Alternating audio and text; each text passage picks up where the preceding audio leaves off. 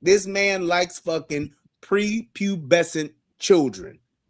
Y'all acting like, I hate that they did this same shit with R. Kelly. Y'all acting like 13, 14, and 15-year-old girls don't be fucking grown men or older boys, period. I don't understand why we want to conflate that when it comes to the 13-year-old girl being the one, because she invited him. Where's the responsibility for that? She snuck him in the house. And I guarantee you, if they ever release the text going back and forth, you know what a 13-year-old girl who's talking with some 20-year-old dude, you know what she's talking about, because you know what he owned. He trying to fuck and she trying to let him. That's why she snuck him into her mama's house. I'm trying to put this up here. Hold on one second. It says, my niece was sneaking boys in my brother's house, and this is my man's son. He put $20 on it. Every time she got caught, my adult nephew would bring a gun and scare the boy. And I'm like, what the fuck are you doing? A lot of girls are doing this. What do y'all think about that? Like, we've always felt like from time infinitum, and I welcome my man Blanche from time, and Jimmy E. Johnson came in and gave somebody $10. I don't know which one of y'all it is, so shout him out. He said, time infinitum, you get my daughter pregnant, I'm gonna put a shotgun up to your head, you better marry her. Nobody said to the woman, if my daughter gets you pregnant, I'm gonna put a shotgun up to your head and make you marry my son. When your son gets somebody pregnant, their mother comes and talks to you and say, your son got my daughter pregnant. He defiled my daughter. We never said the other way around. Blanche, why is that? Why is that? And you tell us how you saw the situation when you saw the story come out. You muted. You mute yourself. Can y'all hear me? Yes. Yeah, I think it's just a double standard. You know, I think that when it comes to women, they're placed on a different pedestal than men. You know, if a guy does, like y'all mentioned, the age from 13 to 20, everybody's going to just make him out to be the bad guy, but she's not the bad guy. She's not the bad guy. And I'm like, if it's illegal, it should be illegal for both. If it's a crime committed, it should be a crime for both, because juveniles can be charged as adults. So I don't know why when this happens, we only just pick one side, like she doesn't have any kind of agency. We all know that women do have agency. It's kind of like a double standard, though, because on one hand, they'll say that women mature faster than men. You know, women know all this stuff. They got intuition, all this stuff. And on the other hand, when an older guy comes in the picture or a guy with some money, they can't control themselves. So I think it's just this double standard that we have in society. And I think Brian mentioned with the R. Kelly thing, I'm just like, these parents brought those kids to R. Kelly. Why aren't the parents in jail? Sparkle even said after she knew that he was, I guess, molesting young girls, she brought her niece to him. Nobody condemned Sparkle. Nobody said Sparkle was wrong for that. So it is a gross double standard. Tom, you did a video, didn't you? Or somebody did of a woman. She was saying she took her son to school and her son wanted to drop her off down the street because, you know, his friend said she looked good. But keep in mind, he's in high school. This woman is happy that some high schools are looking at her in a sexual way. If that was a man, if a man said my daughter's friends like me, he would be the worst man on the planet. This woman is making videos on social media and nobody's saying a word. So it is a gross double standard. So my question, well, I would say he is a pedo, but she didn't know that. So if a 16 fucks a 13-year-old, is it still considered pedophilia? It's not, right? I want to just, and I know I'm playing word semantics. You think a 20-year-old having sex with a 13-year-old is a pedophile? Just want to make sure. What's the correct word, Tommy? Well, it would be called a hebephile. Hebephile. Yes, he's just being with someone that's underage because she's still as like the pedophile is somebody that wants somebody prepubescent. He likes them when they don't have grass on the field. He like going out there and playing baseball when there's no grass anywhere out there. He don't want nothing. Just want a ball field and dirt. That's him. The difference is the 20-year-old, and I don't mean to, and that's why I'm gonna say it as much as I can, and y'all can judge it as you will. That 20-year-old, like y'all said, the way he looked versus that 13-year-old and the way she looked. if y'all think about it, I would say, I remember having a discussion with my girl. I said, we'd be the same age difference as they were. Now we're adults now, and I get it. And nobody thinks a thing about it. Like, nobody think I got me a young tender because she's 7, almost 8 years younger than me. Nobody says, got you a young tender, don't you? Nobody says that. But it's the same age, and you're saying he's a pedo. But I always looked at it as there's not that much difference in mentality between them. And the law is just this new thing that we're saying they shouldn't. I'm not saying they should out there. The biggest thing to me is the mother should have been tending to her daughter. Yeah, I agree with that. But I wouldn't call him a pedo, CJ. But I will say this, Tommy, I'll give y'all pushback on this. We know when we was coming up that if we went over these girls' house, we was going at our risk. That we could get caught, the father could catch us, the mama could. So, but you didn't think you was going to get killed. You didn't think you were going to die. And you get your ass whooped. But you didn't think. Shit, you never knew. Shit. I got caught in a white bitch house, and the white people didn't kill me. Yeah. And I don't even know how they saw me. They must have used like they couldn't miss you. Oh, no, but I'm saying it was dark, so I thought they must have used like this sonic vision or something. Maybe they said a sonar. Word. Yeah, maybe. I don't know, because it's like that. So they saw me, but the white people didn't kill me. And you got to remember, ladies and gentlemen, this is the 90s. Yeah. And we knew that there was a risk. I'm with CJ. We never thought we would die. We just thought we'd get in trouble. Exactly. Go ahead. Sorry, no, go ahead. So we thought that there was a risk with that. But the thing is, if there was because here's the thing, if you're taking someone's life, that means that there is some level of threat or imminent danger. Right. Why not call the police if you want to get him? You had every right and every opportunity to. If you want to get him, you could have called the police. You got a description of this dude. You can prove that he was in the house. Your 13-year-old daughter is there. Why are you going to go that far? It's because she's been telling herself that all this time. And just like the daughter said, people don't realize that when you speak that mentality into your life like that, you just keep saying it. When that opportunity presents itself, there's a really, really good chance that you're gonna fucking do it. That dude was gone. And they said it could have been like a point. Like, here's what like people are missing. And y'all can discuss this part. People are missing that from what the daughter said she said. It wouldn't have mattered if the boy was 13 that she found, 12 that she found. She said the next boy I find. That's what I'm saying. Which means there's multiple. That it's happened. Yeah. So how can we even call him a PDF anything when she's acting grown? Aren't you supposed to be attracted to innocence? What the fuck is innocent about the teeny bopper? I mean, I think it's to my point that she didn't know if he was 20 years old or not. She didn't care. Wait, who didn't know? Whoever would have been in there would have been dead. A dead 17-year-old. Go ahead, sorry. No, she was asking you, CJ, which one were you saying when you said she? Were you talking about the daughter or the mom didn't know? The mom didn't know. The mom didn't know that the man was 20. She just thought it was a boy in her house. I'm assuming she didn't know. I don't know if she knew. Did the girl know he was 20? Oh, y'all see, the mother knew about what is this? I'm saying the mother did know. Died for 2 years. The mother's friend is saying, oh, if you have a link to any of this, please drop it in the chat. Someone else in my chat room said, I actually like that we can all say, hey, somebody in my chat room, I kind of like that. But somebody else in my chat room said that he was helping pay bills. He was no. Oh, no. He did know. He did know. Don't tell me that. No way. I gotta get water. Don't tell me that.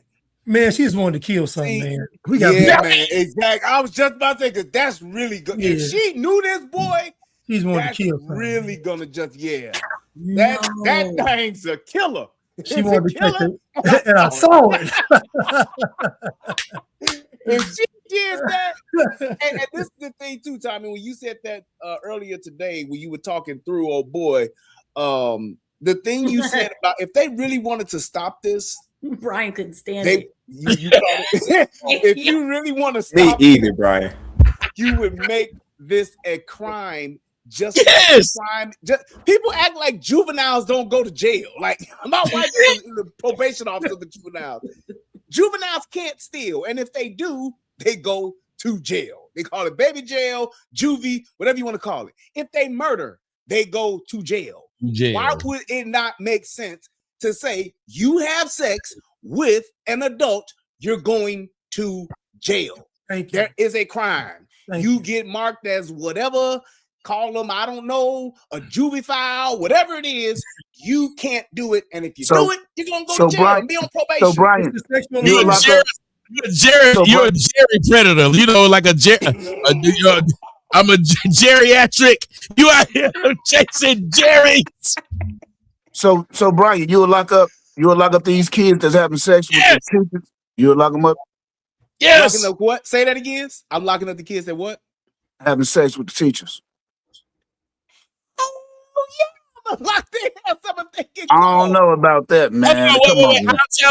I'll challenge that one. I do believe in that position of authority. Right.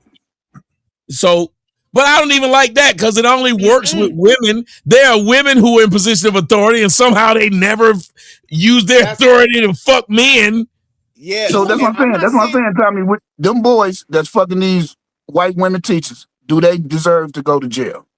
Why you say white women? Yes, because they need to go. Because they need to go tell somebody. Plain and simple. Y'all little motherfuckers can get on them $1,000 phones and y'all can go live. Y'all can do all this shit with them. Don't act like you can't tell on a motherfucker that's fucking with you. Because the little you know you can ruin their life. You ain't giving them exactly. That other boy or that other girl that's trying to fuck, you know how to tell them no. Tell that grown motherfucker no. And if you don't, fine. But if you get caught, that's your ass. It's the same thing with any other crime. Why not make it that way? Because that would be the thing to do. These motherfuckers are leveraging this shit. I'm glad I got my fellow pedos. Yes. I'm glad I got my fellow pedos. And it's like people try to make it seem like you standing up for pedo. You these are my fellow pedos. I hear it, Tommy. I hear you trying to say it. I hear you trying to say it. I'm like, bro, listen, you know they're gonna say that word simply because like everybody I've said this to got mad and said you're just a pedophile. I was like, wait a minute. If I'm saying both should go, no, I agree with y'all. I think both should go. And that'll set a precedent. Like, yeah. Yeah, go ahead, Brian. There you go. Just think, it's the same, and you would have the same things in place like you would do with any other crime. So let's say, you know how in our community, the shit motherfuckers don't want to talk about, just like we got that special needs girl that don't nobody really motherfucker take responsibility for, but they all know when she turns 13, 14, somebody in the family or all the niggas on the block is fucking on her. Then all of a sudden she pops up with a baby. So do you send that one to jail? No. You do a mental test. You give that motherfucker over to a psychologist. You let them test them to see if this person could withstand going through a trial. Do they have the mental capacity to do it? If they don't know, now you double wrong for the uncle or for the brother or the cousin who been fucking on this special needs girl just because she thick than a motherfucking got ass and ain't gonna say shit because you done gave her a fucking Happy Meal to get some pussy. Wait a minute, Brian. This sounds real specific. Under the jail. Why is this sounding so specific? This is shit that I know of in my community that has happened. Motherfucker fucking on a little girl, on a young girl, and she got 2 kids, and the motherfucker that's with her, everybody know that this nigga ain't shit. He taking advantage of the girl, and the motherfucking girl is literally trying to mother and raise 2 kids. And ain't nobody saying shit. No, you're right. I talk about that all the time. This bitch slower than USPS. Go ahead, Melanie. You want to speak? You're on mute. You muted. I said I'm so done with you. But I was just going to say, when Brian was talking, did y'all see the story on Instagram where they put the mother in prison because the daughter had what Brian just said, Down syndrome or whatever she just said, and she had a baby by her brother, and they went to the house and they arrested. I think I put it in the back or something. I think I put it in the back chat or something. But they arrested the mom. Yeah, as they should. As they should. There was a black family. I just saw a video on this. It was black. They did. It was the mother, the father, and the brother all got arrested for sleeping with that girl, because at first they thought the father got the girl pregnant when it was actually her brother. And they took all three of their dumb asses to jail. And they knew they was about to get caught. They're in the back of the police car talking about, I knew we should have just got on up out of here instead of coming back to the house like you said. No. What? Wow. I didn't think that they was gonna come. I knew they would come. We never came back here. We should have just went on like we was gonna leave. And I'm like, y'all knew y'all was doing this stupid shit, bro. Ooh. Now I get that. Like, yeah, it was a girl in the hood that was cross-eyed and slow, and folks knew was fucking on her, and I thought that was wrong. You know what I'm saying? I thought that was wrong. I'm from Southside. Oh, there it is. That's why he back said of the yard. Back of the yard. I said, yeah, this nigga gotta be from the city. CJ, let's have some entertainment. And I thought that was wrong. But guess what though, Tommy? She tried to shame me because I ain't want to give her no dick. I said, man, you cross-eyed and slow. What the fuck? Talking about you gay. You must be gay. I said, ain't this a bitch? I remember I'd always talk about it. No, I remember because I was sitting there thinking, I was like, why does nobody talk about this? I know when I was a kid. So when I started doing YouTube, I said, I sit up here and watch this girl, and I knew she was slow. My mama would call her slow. And I just knew, like, okay, she had one baby. Then she had two. And she was with the babies, but she was never with a man. Like, a man was not there. So she was by herself. It was the same thing. I asked the question about the gay guy. His name was Pootlam. And they said he's gay. His name was what? What? Pootlam. Pootlam is what. Not a hoodlum, but a poodlum. Pootlam. That's what they call him, Pootlam. Anybody from my neighborhood will come in and tell you he ain't lying. This nigga was switching. Like he was switching everything. And I was always a curious kid. And I was like, okay, I kind of get it. Pootlam is different. He acts kind of like a woman. But nobody was ever with Pootlam. As I got older, I kept saying, wait a minute, how can he be gay by himself? People was fucking Pootlam, but they just never came out and said it. Same thing with the retard. People was fucking the retard. Nobody came out and said it. The only way you even knew they was fucking the retard was either A, if you was a part of the group, like, you know, they would take the little retard back. Well, we had a place called the Woods. And when you was going to do some nasty shit when you was young, you just go up in the fucking woods. Y'all know what I'm talking about. I don't know what you're talking about, Tommy. I don't know what you're talking about. If you from the South, you know, anybody from the South, tell them if I'm lying. We go up in the woods. We literally tell you. We didn't have no woods, Tommy. I'm like, I'm from from have a LA. nigga named Pootlam. I'm from Yeah, I agree with you, Bright. We had no Pootlam but no woods, not in Chicago. I'm from the woods. Oh, yeah, well, y'all from the city. You from the city too, though. You from Capitol Homes. You from the city too. Yeah, but we still had woods. Behind the project was woods. Yeah, especially back there, yo. Yeah, but like literally behind the project, we go right in the woods. Somebody else said, Alex said the same thing. They were right there. Brokefoot, you know, I was like, I know not. Come on, yeah. Mac once said he grew up in Alabama. You know what I'm talking about? Yeah, you just go to the woods. And so that's how you would catch them sometimes. But in general, if the girl didn't have a baby, niggas would be lying and saying they didn't do it. This 12-year-old, excuse me, that was another thing that happened. She's not 12, she's 13, but people kept lowering her age to 12 for some reason. They kept saying he's sleeping with a 12-year-old. I'm like, I read the story. She wasn't 12. Why do y'all keep saying this? It sounds worse to say 12. Yes, yep, that's it right there. They're trying to make it worse. They got to demonize this boy and villainize him so that they can get her off so she won't go to jail. Now, I do. This dude seem like he's the worst nigga in the world. I do agree with Tommy. It ain't no accountability on the little girl, because we all went to high school, right? They did not want us at our age, right? Remember all the D-boys, all them coming up with their little cutlass and all that shit, picking them up and all that. Remember that? Yeah. Ain't nobody talking about that. Oh, my bad, man. Go ahead.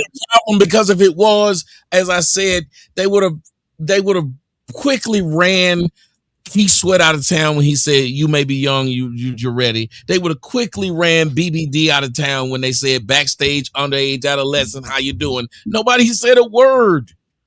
If it was that offensive, nobody said a word. My aunt had her first child at 13. No one went to jail.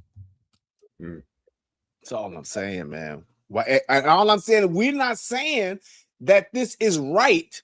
We're But just saying that this is happening and there's no condemnation when it's happening. And it's happening in y'all families. And y'all know this. It's happening on y'all blocks. It's happening at your family reunions where y'all all know what done happened and what's taking place. And ain't nobody saying nothing about it at that point. But because you see some shit on a feed somewhere or you see some shit on Reddit, now it's the worst thing ever. And we want to string this nigga up by his thumbs and set him aflame. That's crazy.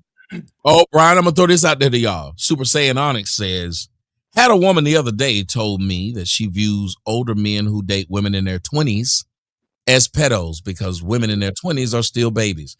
Well, that boy was in his 20s. How come he ain't no baby? Ain't no baby. Right. Come on now. Right. They say that. He was in his 20s. He just hit 20. On top of the fact that don't it take longer for men to mature?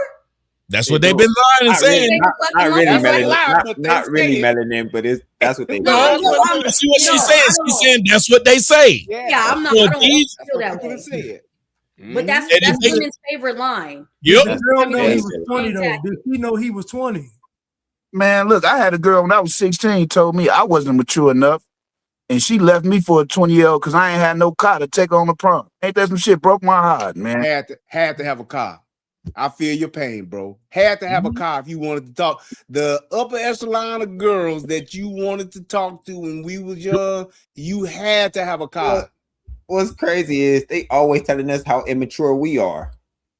How we so immature and y'all so mature. But when y'all get with an older man, y'all start to become immature. CJ, can I push back on one thing? A man has never had to have anything but be himself. See, I hate when we do this. Like, you didn't have to have a car. Look at it now. Women will buy a man a PS5 and want him to be home as long as he's not cheating on her. She'll take care of him. That's been since the beginning of time. All you had to have was a man. But how old this bitch is, though? Hold up. But Tommy, and you know this better than anybody. All you had to have was a mouthpiece. Not when I was young, brother. I'm talking when I was in high school, they didn't want us, brother. When we was the same age. And guess what? Then you might have been a weird nigga in high school. Oh, now I'm weird. Bullshit. Bullshit. I'm sorry. Hey, weird. Look, I've always been a look. I was a street nigga, a nerd, and an athlete. And guess what? I didn't have to have a car. Okay, but you was an athlete and a street nigga. And I was a nerd. Oh, impossible. How are you all three, Mr. Williams? Hold up. You a nerd? Hold on. Okay, wait a minute. Hey, hold on. Listen to me again. Hold on, Mr. Williams. Street nigga, a nerd, and an athlete. Mr. Williams, one moment. Remember when we all talk at the same time, the audience can't hear us. Go ahead. Okay, baby. Go ahead.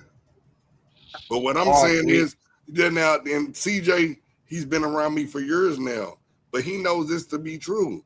No, I don't. No, I do not. Hold up. Don't tell me what I know to be true. Hey, I'm a part of what? This might be risky, right? Hold up. I'm a part of this might be risky. I've laid all my shit out, right? I've showed y'all different things. I've showed you all your shit. Anything you can. Hey, street nigga, nerd, and an athlete. No way you was all three, man. We don't believe in shit. Mr. Williams. Athletes, hold up. CJ, most athletes are not going to let you know that they're nerds. Wait a minute. I know you wasn't no nerd, brother. Hell.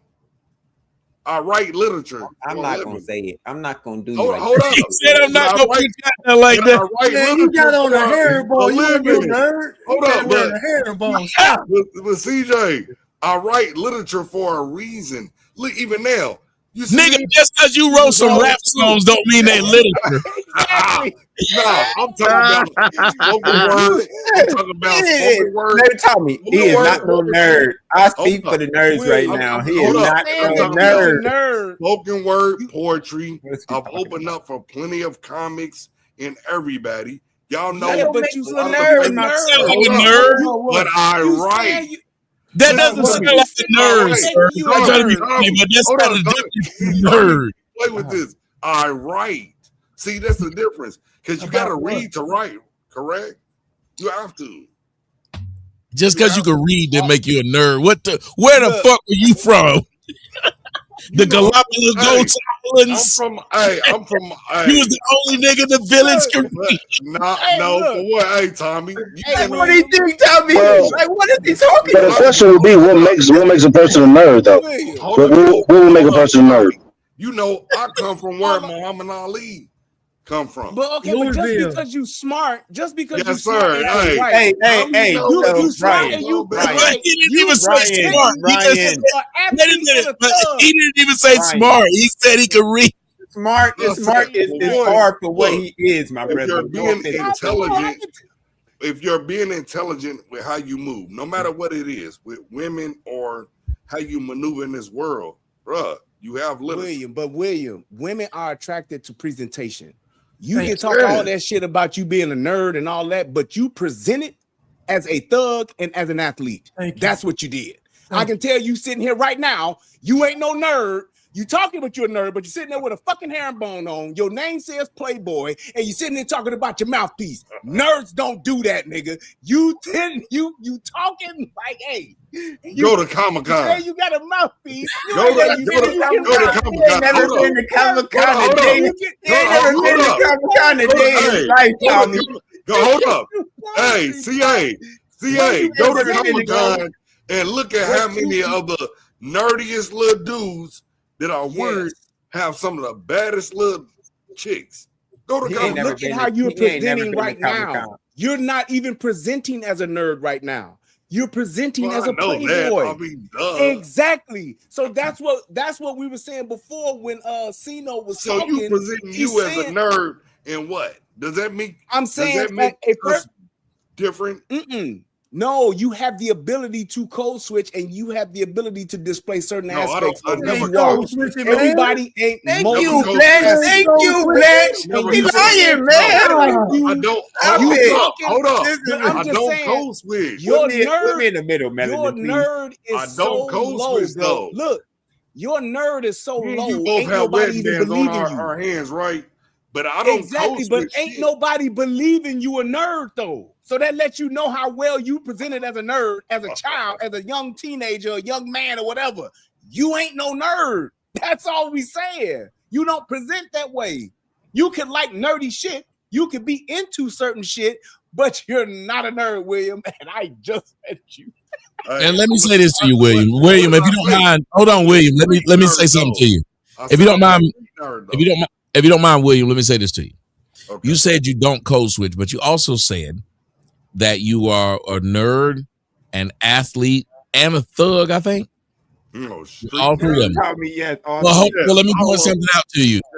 You can't be all three and not code switch. If you were fluent in Spanish, English, and French, you literally would be able to code switch when somebody was speaking in the other language. Because you know all of them. Tommy, so just say I can adapt to my environment. That's what it means. That's what code switching means. Yeah, but what I'm saying is, but the nigga called me weird because I got my heart broken. Why I had to be weird though, family? You called me weird because I got my heart broken at 16. Why I gotta be weird? No, I didn't call you weird. I did not call you. Yes, you did. Yes, you did, bro. Yes, you did. Yes, you did. But I wasn't. That was not intentional. It was just. That what nerds speak. A nerd would have never said weird. That. A nerd would have never said that. Ever.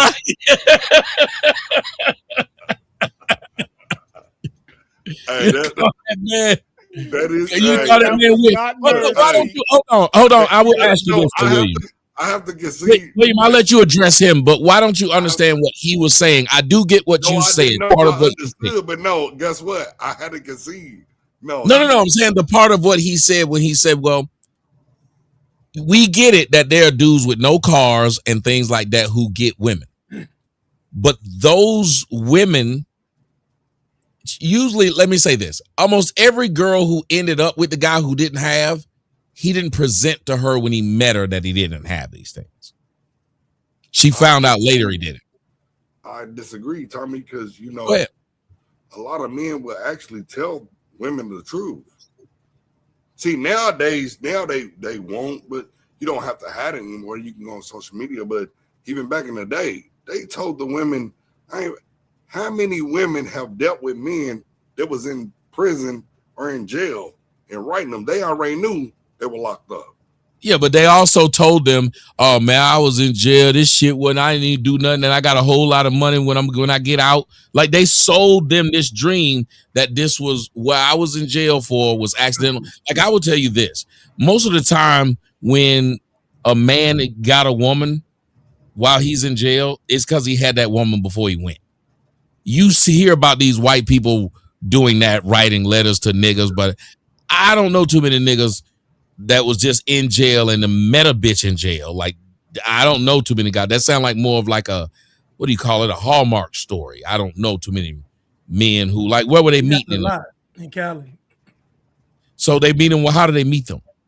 Somebody, they'll have a girlfriend. Cause my cousins, you know, they had this something secret. Oh, no, go ahead, bro. Because no, I'm saying my cousins did the same thing. Like they wrote dudes in jail all the time. Like it happens constantly. Like a girl knows somebody, so and so locked up. She show them her picture. And you got to think, a dude in jail, locked up, or in prison, his game is going to be at 1,000. So the stuff he writing in that letter is going to be cold. It's going to be the coldest game you ever seen. So these guys, when they're in prison, they are writing not just love, but we're talking about a whole love novel and having somebody draw pictures. Does this happen a lot though? Listen, growing up, I saw it a lot. I ain't gonna lie to you. I ain't gonna lie to you, Tommy. I saw it a lot. Yeah, it happened a lot, Tommy. I agree with Black. They got websites dedicated to that shit where women go on websites where it's just niggas locked up. It happened a lot, Tommy. To make profiles and shit now. Tommy, it's been going on a lot more than you know. Apparently, when I was in jail, I should have been getting my pen game on. I was fucking up. The thing is, trying to get out. I should have been writing bitches. Women like men with nothing because it's easier to control men with nothing.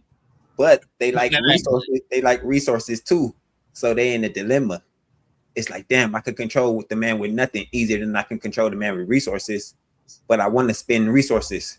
So they stuck between the rock and the hard place. I said, if you was fucking me, why was you fucking a nigga that was broke at the same time? But CJ,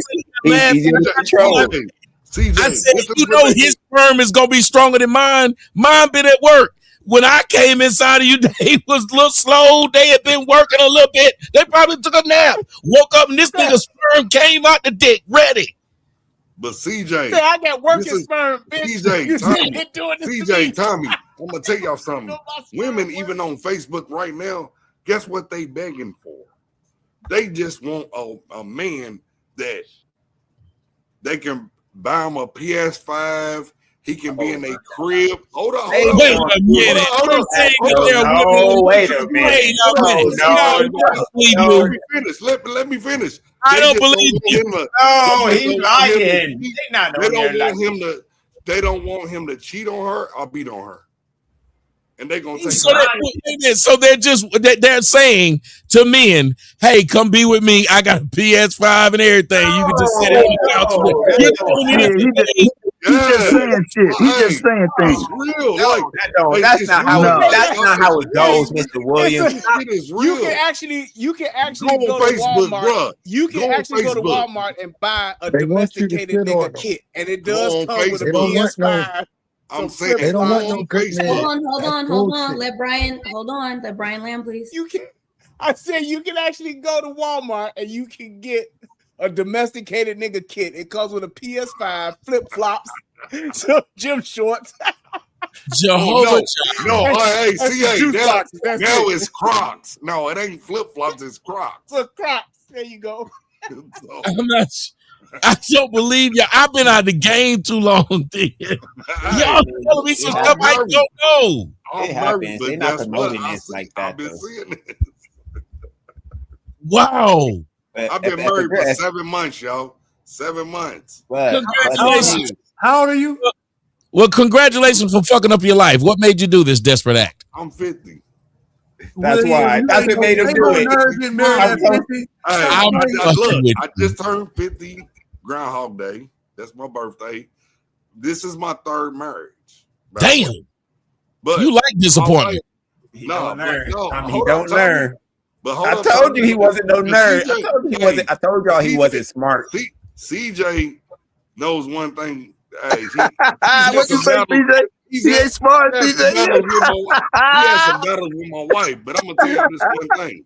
This woman right here, greatest thing I've ever had, ever done. She's helping me raise my niece. I've been raising her for 12 years.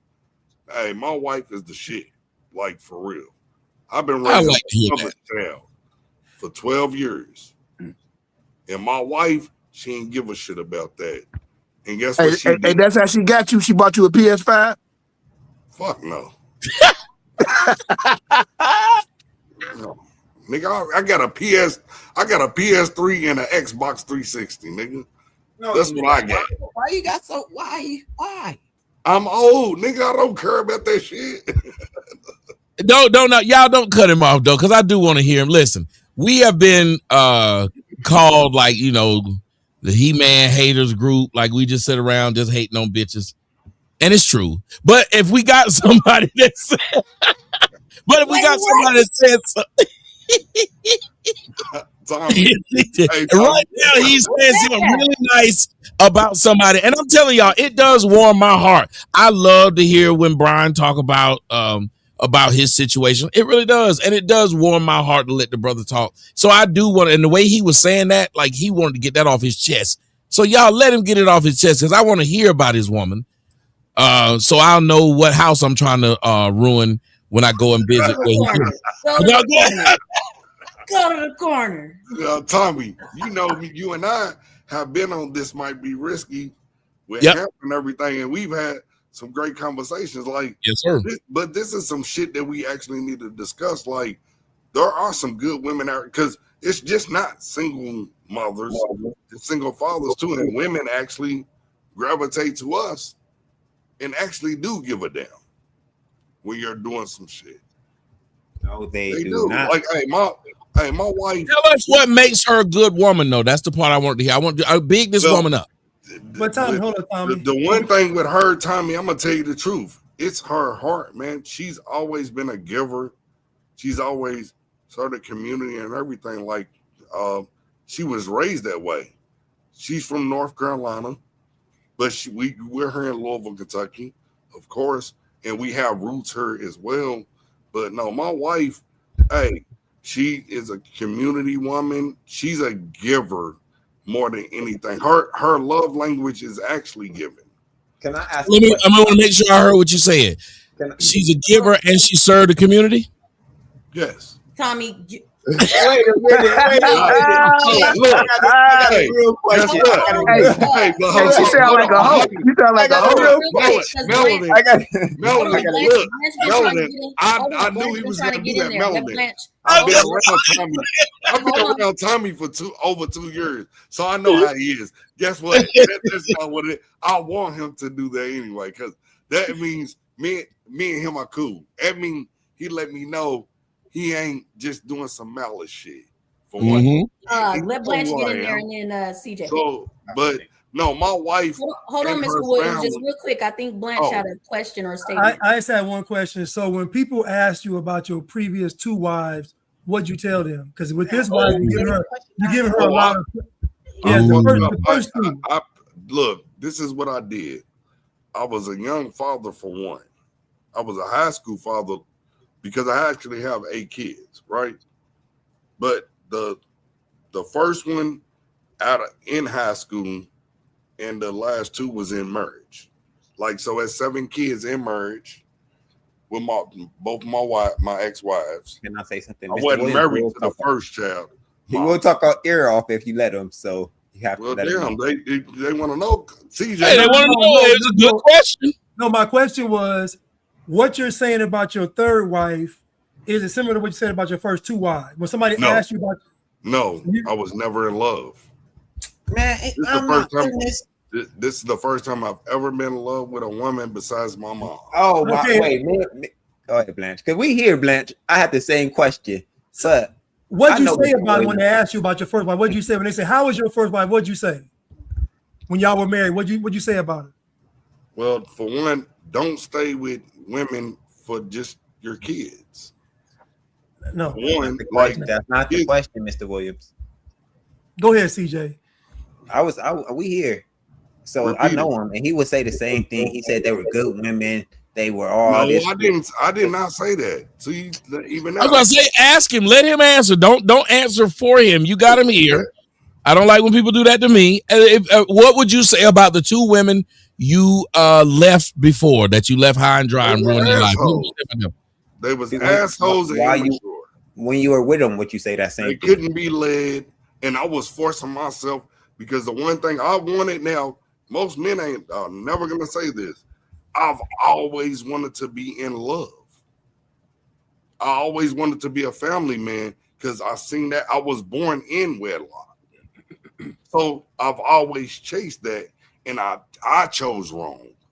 Nigga, you just called me weird for being in love. Get my heart broken. Maybe he is a nerd.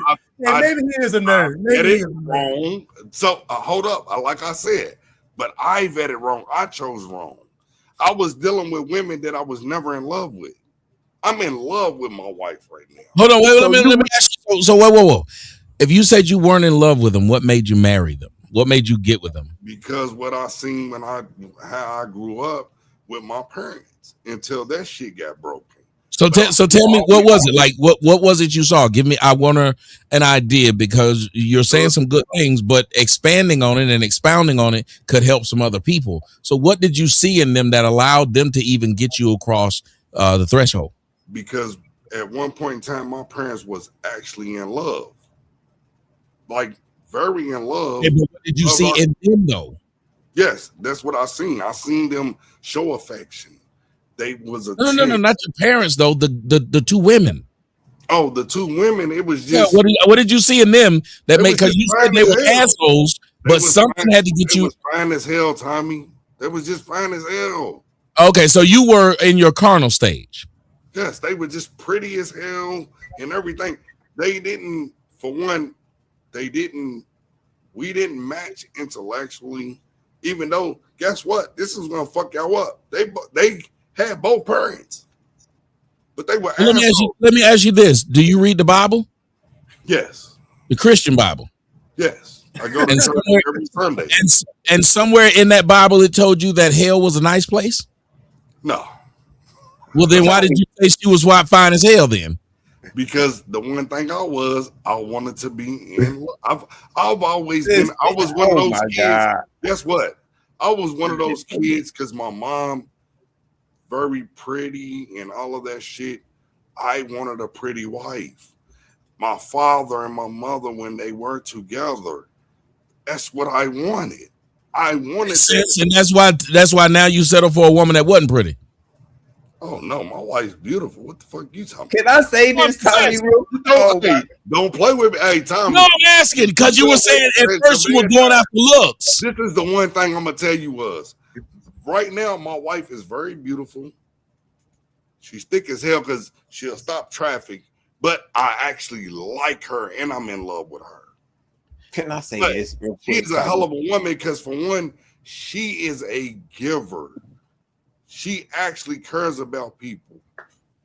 That's what I love about her. Heart is the motherfucking biggest heart I've ever met in my life. Oh my God. So wait a minute, man. All right, Mr. Williams. Let me say this. You don't have to like the fucking answer, but that's what it is. Can I say this, Mr. Williams? So me and Mr. Say Williams. some goofy shit anyway. I'm not gonna say nothing. I'm not gonna say nothing goofy. CJ, I'm not gonna say nothing. Hold on, CJ. You tried it on live. Hold on, but CJ, you tried it on the live stream with her, and she got you together. Okay. So me and Mr. Williams had a court case, right? And I was one of the lawyers. Yes. And he was convicted of being he was convicted of being a simp, Tommy. So he with all the things he's saying is pretty much irrelevant, moot, and it should be dismissed. But we've already proven that he is a simp. On good behavior early. He had to change his name. Hold on, let me finish. He had to change his name from Mr. Williams, Mr. Playboy Williams, to Mr. Simp Williams for about 2 months, Tommy. Now, so guess everything what? He's saying is invalid. Actually was supposed to be longer. Now, tell the truth. Now, on this might be risky. You don't gotta keep doing the jury. You better shout out Hemp, nigga. I love my nigga Hemp. So, but guess what? We did some trials, and it was a good idea. And guess what? We did get good ratings and everything. And Tommy, you know one thing, Hemp always loved the shit out of you, and I know you love him. But no, we did a series of just court cases. Everybody is a lawyer, a judge. We all had to dress up and everything. So CJ decided they wanted to call me a simp when I wasn't hollering at any women. Thank them, Tommy. Hold on. When you're a simp, you're trying to get in somebody else's pants, correct? No. That's what men do. When men are on YouTube, usually they simping to what?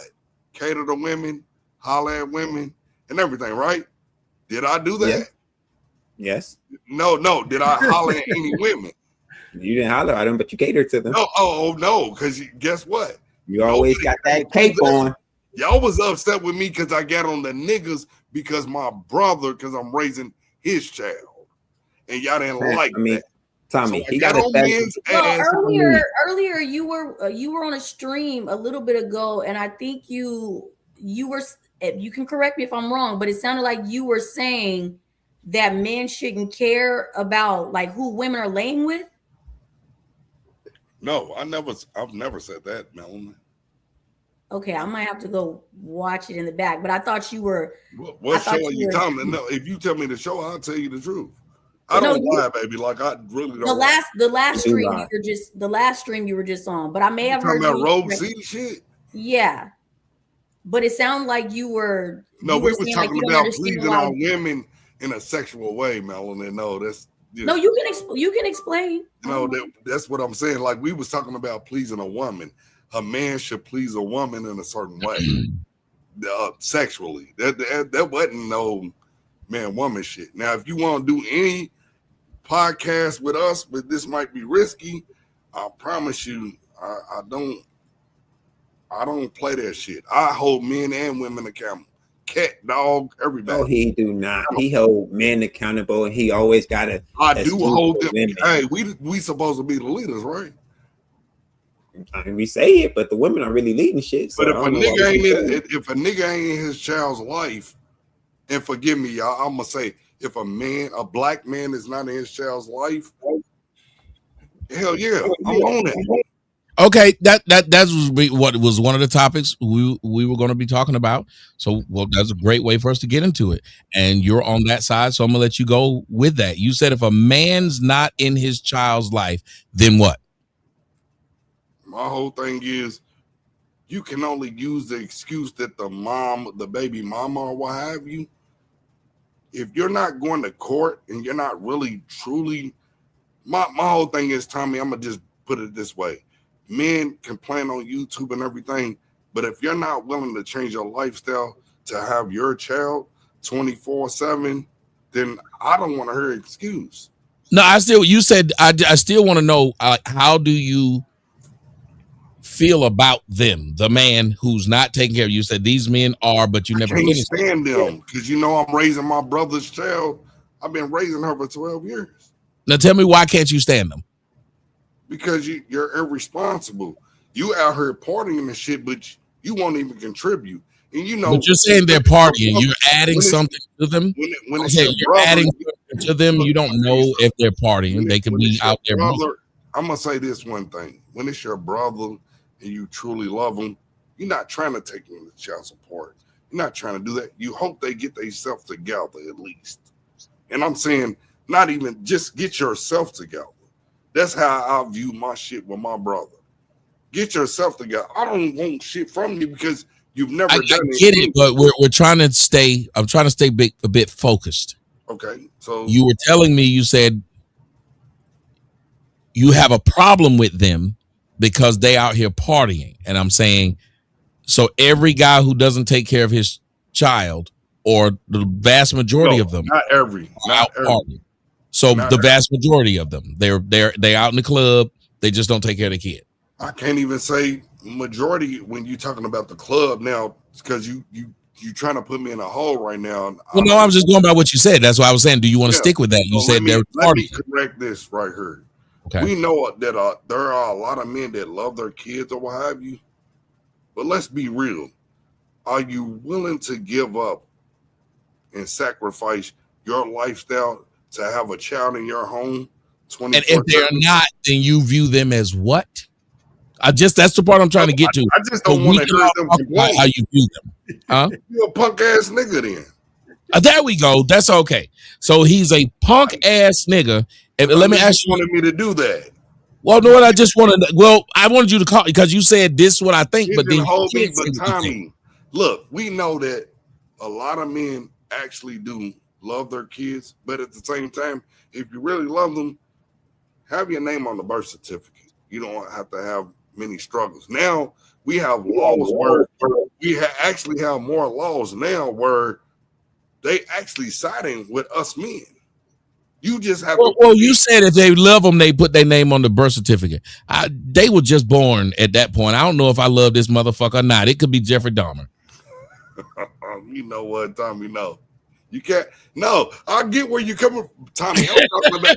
Look, I'm talking about the birth certificate when this little nigga turns 17. At least I'll have an idea what he might be. So, Tommy, but we're talking about the men that be on YouTube that complain about, oh, if I do this. I'm talking about the men that actually complain, but you didn't put in 100% to get your child. You know, on YouTube. What are their complaints? What are the usual complaints? Men can raise kids better than women. That's what. Yeah, okay, so what are your complaints that you normally hear these men saying? The same shit. Oh, they're gonna. I can't get custody, or they won't let me see them, or whatever. But did you go to court? Well, they would have had to do. Child support. Well, they would have had to. They said they can't get custody, wouldn't they? Tommy, but child support and family court, two different things. I hear you, but you're saying if the first one was arguing, I can't get custody, wouldn't that mean they went to court? Or are you saying they saying I can't get custody and they never went to court? Niggas that are complaining on YouTube right now haven't even stepped in there. Okay, so when you say this, let me ask you this question about you personally. Do you believe in abortion? No. Do you believe in adoption?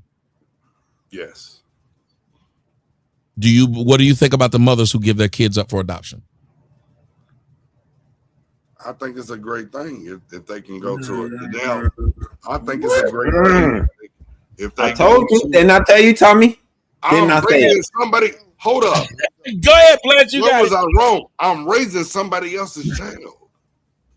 But if it was you just condemned the men for not being in their children's life, but you praise the woman for giving her child. I never praise. If a woman, hold on. You gotta let him finish. Hold on, and then you can rebuttal. Don't lie on me though. Don't you say I didn't say that. Yes, you did. You just said it was a good thing. You said it was a good thing if she get a child for adoption. It was a great thing. Oh, great thing. He said great. If she can't afford the kid and she understands she's not a parent, yeah, she should put it in foster care. What? Okay. So what? So what about the guy? So you want a woman to have a kid that she doesn't want to kill her out? Like, listen, so what about the guy who knows he can't afford the child? He's not a good father. What about him? He knows he's not an adequate father. He's choosing to stay away. Why don't he get the same grace? He does if he says it, but you can't act like you want to mess with the woman when it's about the child, when you just want her. You know how many men deal with women and they get upset because she don't want to fuck with him no more. He don't want to be a father. That's true too. See, y'all doing this bullshit. No, you're doing this bullshit right now because two things can be true at the same time. You trying to juggle an EBT card? That's a great drink. I can't, bro. Look, what I say. My niece has two parents, but I'm the only one that's been doing everything. And guess what I didn't do? See, I can't go to food stamps. I can't do that shit. But me and my wife, we got her. And guess what? That's my little brother. I give him grace, but he's still a piece of shit. And to be honest with y'all, she's the baby out of his 5 kids. Is your brother a good father? Nigga, I just said it. No. Okay, hold on. Time out. 3 baby mamas, 5 kids. Okay, so if your brother isn't a good father, isn't the logical thing to do is to let him be raised by the good brother that is? Wait a minute. Well, she's gonna be raised by me. She's been raised. I've been raising her for 12. So hold up. So did he do the right thing? But does he didn't do shit. CPS did it. Hold on, time out. Did he do the right thing? Yes or no? He did. I know you're not this slow, bro. Listen. Look, listen. I'm gonna tell you what I've been through, and guess what? Y'all can challenge it. You can feel the way the fuck you want to feel. But guess what I did? I stopped my life because for one, it was 2. It's 2 youngest. But my baby girl, I've been raising her for 12 years. She was 2 years old. She's 14 now, going to high school. My brother, guess what? He chose a different lifestyle. He wanted to be an asshole. He's still running the streets even now. That's what he chose. Guess what I did? I want to make sure this little girl becomes something. But William, just hear me out, William. In 12 years, hear you out on what? Listen, hear me out. In 12 years, he could have contested your custody of his daughter. He can't do that. We've been to court, brother. Guess what? I'm the only one. Guess what? I didn't have to do. I didn't have to adopt her because I'm her paternal uncle. So I didn't have to go to foster care at all. I'm her paternal uncle. It's blood. So does your brother want you to raise her? Yes or no? Now he doesn't. No, he's upset. He's butthurt. Just real quick, because we have to recognize the money. Tommy just got a $20 Rumble rant from Son 2380. Thank you. And the question is, so your brother is a piece of shit, but the mother of your niece isn't. Simp. Oh no, she is. She's a piece of. Oh no, they both a piece of. Oh no. We also have a $5 from Army Vet 43. Thank you. This man William is a female apologist. He'll give women a pass based off his personal history. Thank you for showing the Rumble Maps love. Please remember to hit Tommy's Cash App as well. How am I a woman apologist? Because you done spent a whole hour talking about your brother and not the mother of the. Hold on, has the mother been? I'm so sorry. Wait. We got $400 in the building in the Rumble Rants. Okay, what's up, Tommy? A little something for the show. Kendall reacts. We definitely appreciate the love. He's back. Now the field got a match. You know I love you. Hey, Tommy. Hey. You know I love you, CJ. I love you, but so because hey, Blanche whooping your ass right now in this ring. He's slowly walking you down. He is. He asked you. Let's set it back up. Okay, hold on. Wait 1 second. Let's reset it. Let's just reset it.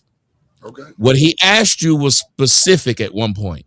He said, your brother doesn't seem to be contesting at this point. Not that he can't or that he broke, whatever it is. He's not contesting you being the parent currently. Yes or no? He has. You can go back in there, Blanche. Hey, Tommy, but I'm gonna tell you something. You know, when people are unhappy and they miserable, they'll try to call CPS on you and all of the. See, that's the things that we're not discussing. It's the extra shit. People feel some type of way when they, you know how many times CPS been called, but yet and still, my niece, has every fucking thing she ever needs. But guess what my family do? They pick, and now we're gonna do parents and family picking sides. So he's trying. So are you saying he is trying to get the child back? No, he can't get the child.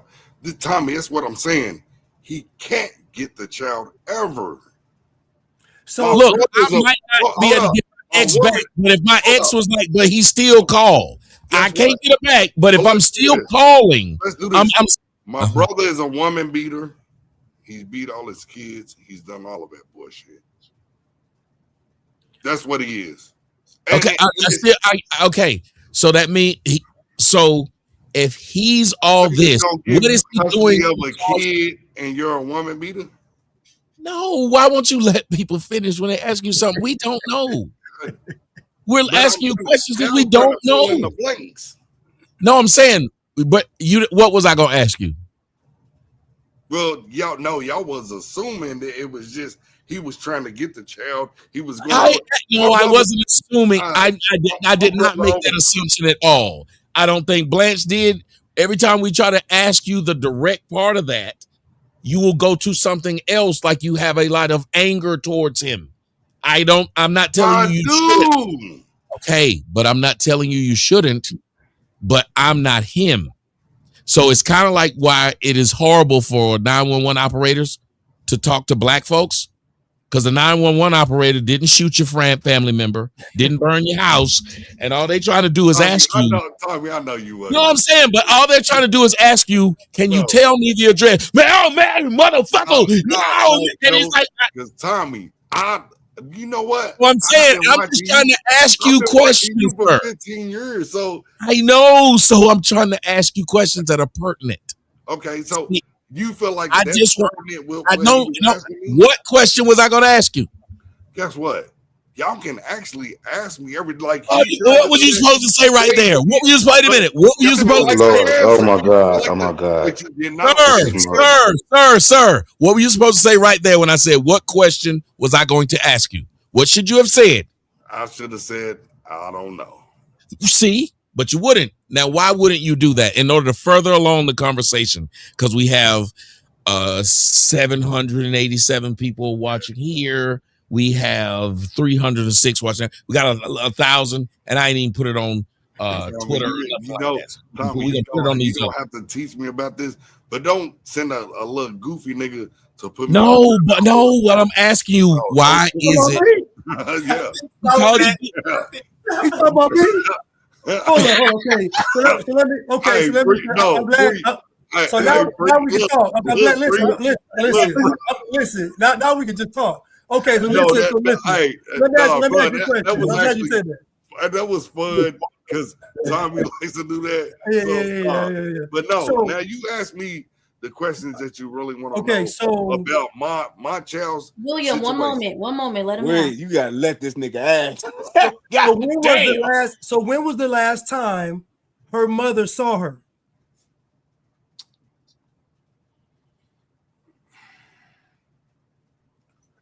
Okay, Jeopardy theme music. Saw her. Hold up.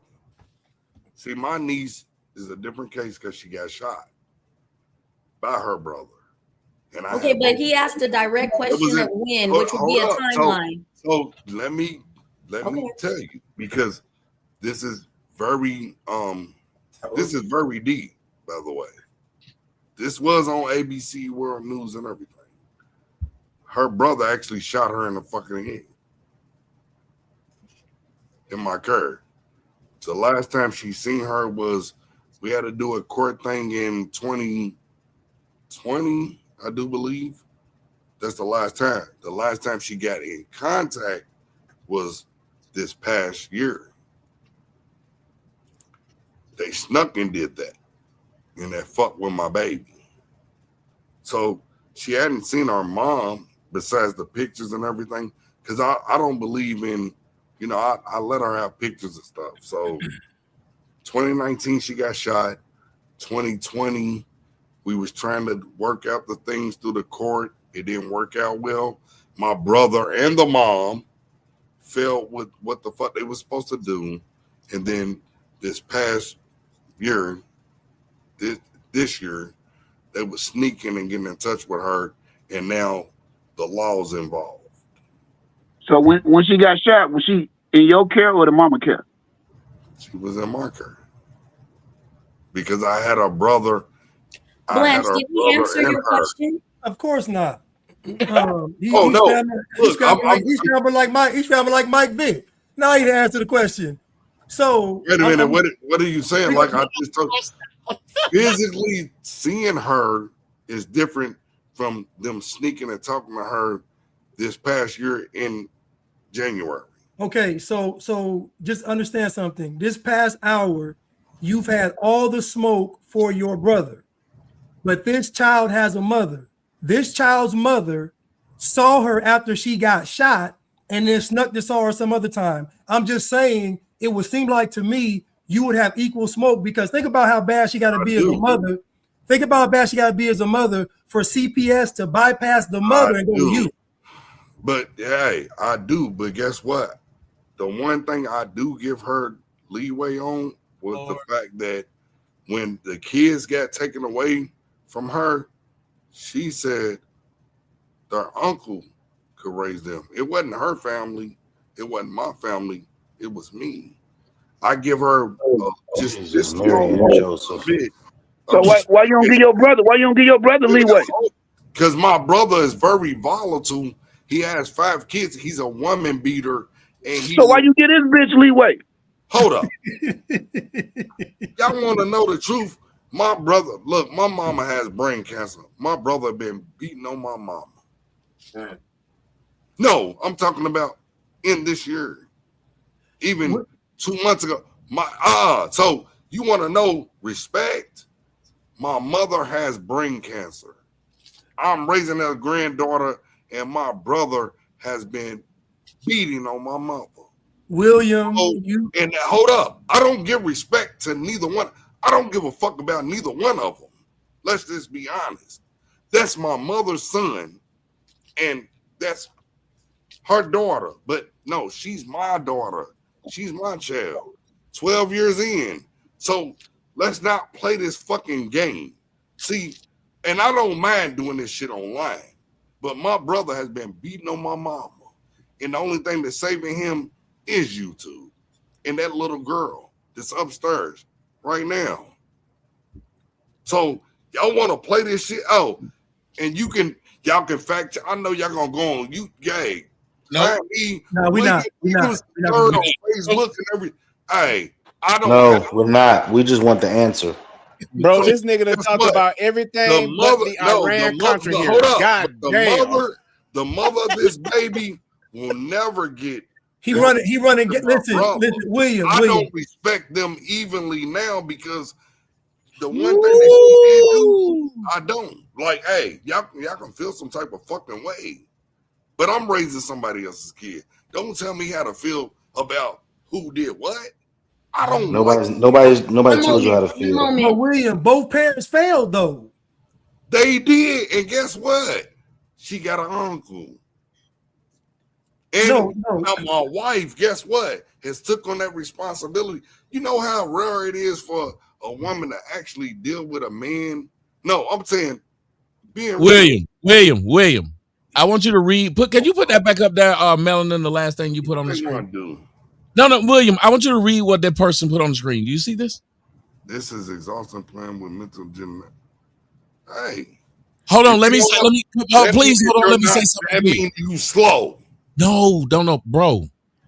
You have a bunch of people who are saying to you simply, we're asking very direct questions. The answer that's coming out of your mouth ain't about that. The person says, what would you like on your pizza? That I can't, Tommy. I'm trying. Okay, listen. Even now, you're not listening. As soon as I said that, you start talking again. I'm sorry. If you called me and I said, sir, what do you want on your pizza? It should not start off with, man, I've been loving Pizza Hut for a long time, man. I love thick crust pizza, man. When I was young, motherfucker, you don't understand. Because me and Hamp used to eat pizza long time ago. Like you've been doing that since you came here. You will get very direct questions. You will not answer them. But y'all don't like the answer. So y'all don't like the answers. It's not about liking. I don't understand. Say then. Okay, like, bro. Hold on, sir. If you ask me where was my house, if you were on the street and said which house is yours, and if I got through telling you where my house was and you still didn't know, do you think that would be a productive conversation if whatever I said to you, you still don't know where my house at? But you're slow on that point. We know that. Come on now, Tommy. We know that. What the fuck? If you cared about the conversation happening right now, you would respect the fact that people are telling you they're lost. So they're lost. You can't. If you call everybody slow, just everybody up here is slow. No, I'm not saying that. Like, so why won't you help us out then? That's all I'm asking. But damn, Melanin, help me. Melanin. This is why nobody believes your ass is a nerd. You can't refer to me when why. No, no. I am looking for help. Hold up. For one, I've been watching this for a while, Melanin.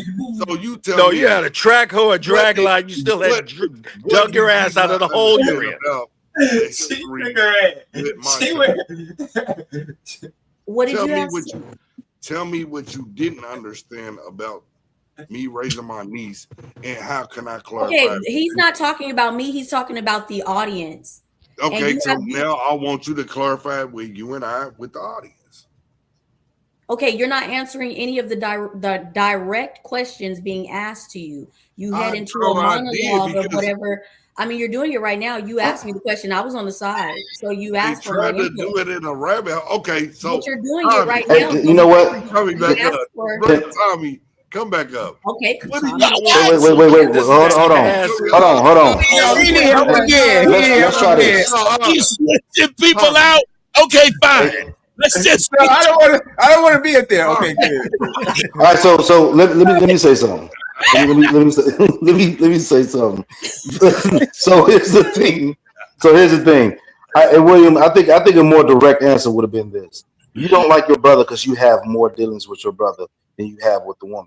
That would have been a more direct question. I mean, direct answer instead of just beating around the bush. You grew up with your brother, so you have a much more connection with your brother than you would with that woman. I would think that you would say that.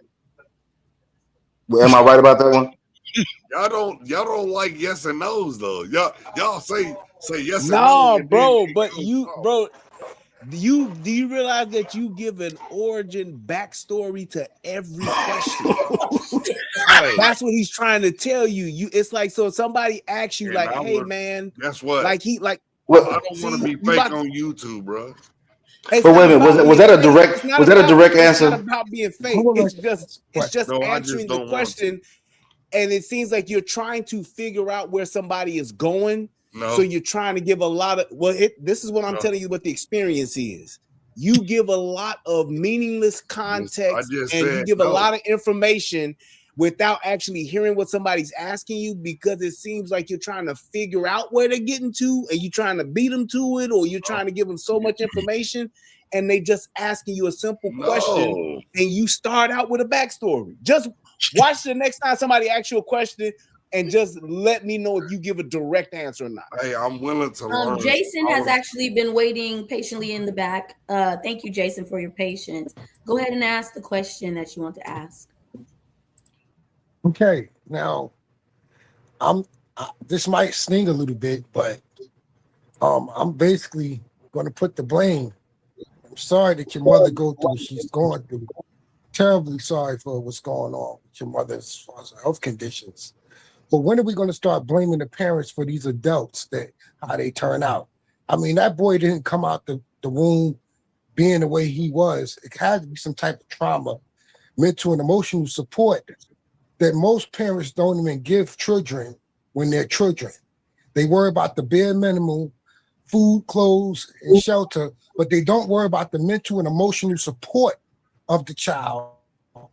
So are you going to sit there and not ask yourself that question of, where did my mother go wrong? That my brother turned out to be a terrible father? I mean, some onus got to go on the parent. I mean, if I'm wrong, let me know.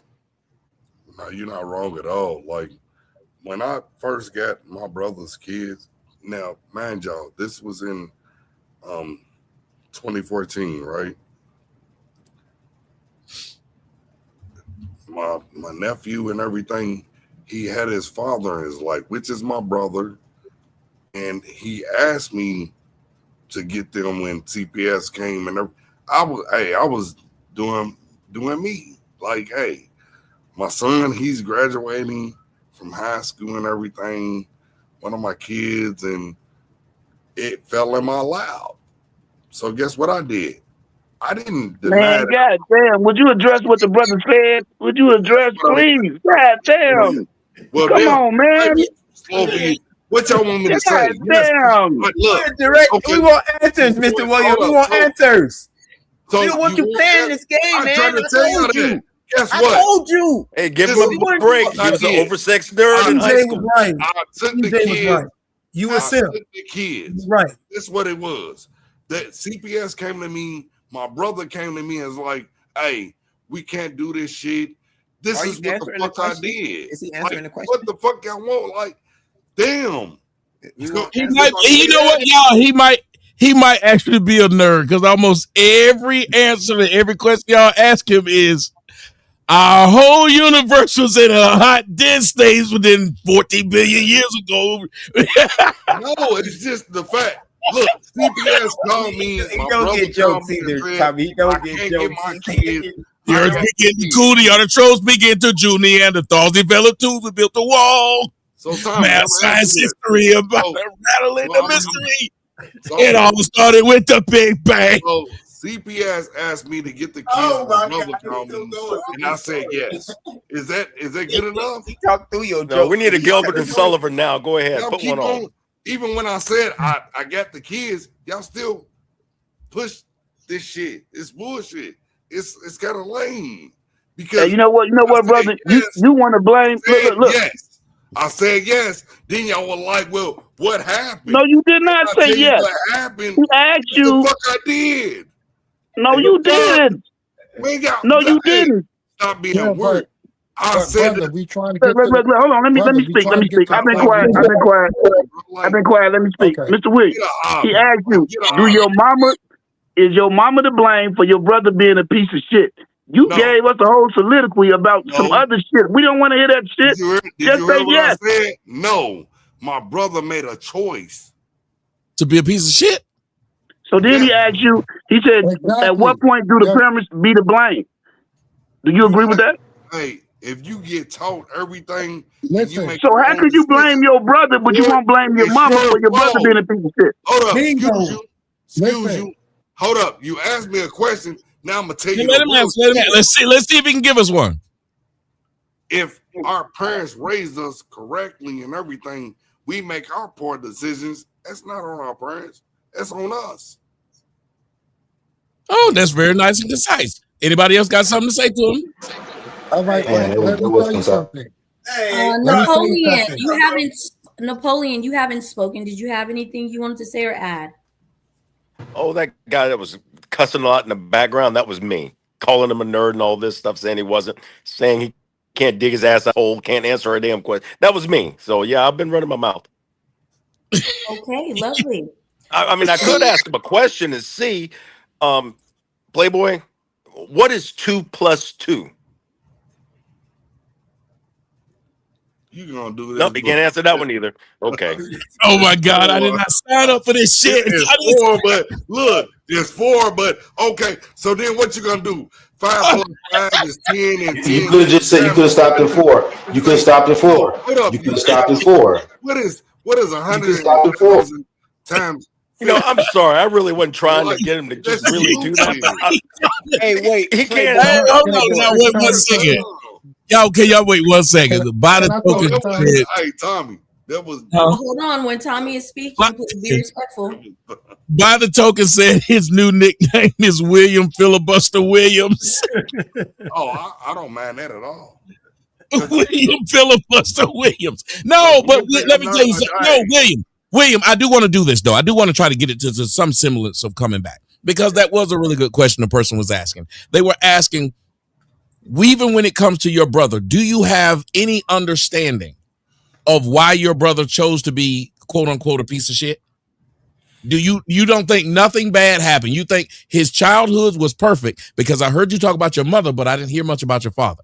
No, well, for one, nobody's childhood is perfect, by the way. But okay. Our father was the more stable parent. I was just saying I didn't hear you say anything about him. Did y'all lose him earlier? No, my father passed away in 2020 from COVID. Okay, so he made it all the way to 2020. Y'all were grown then. So then y'all had your mother and your father. Do you have any idea of when he took the wrong road? No, my brother he loved the street shit from our family. He loved the street shit. So what you said from the family? What part of the family was he exposed to where he saw them in the streets? Just everything that we all would be, barbecues, all of that bullshit. Mm-hmm. And we did have street niggas and we had dope, like all of us have. But my brother, he was actually a gifted artist. Still is. Like he can draw any fucking thing you want. He actually had a scholarship to one of the highest art schools and everything. He was, you know how to gift the ones they in No, I know, but I'm saying which side of the family was that side that was in the streets? Which side?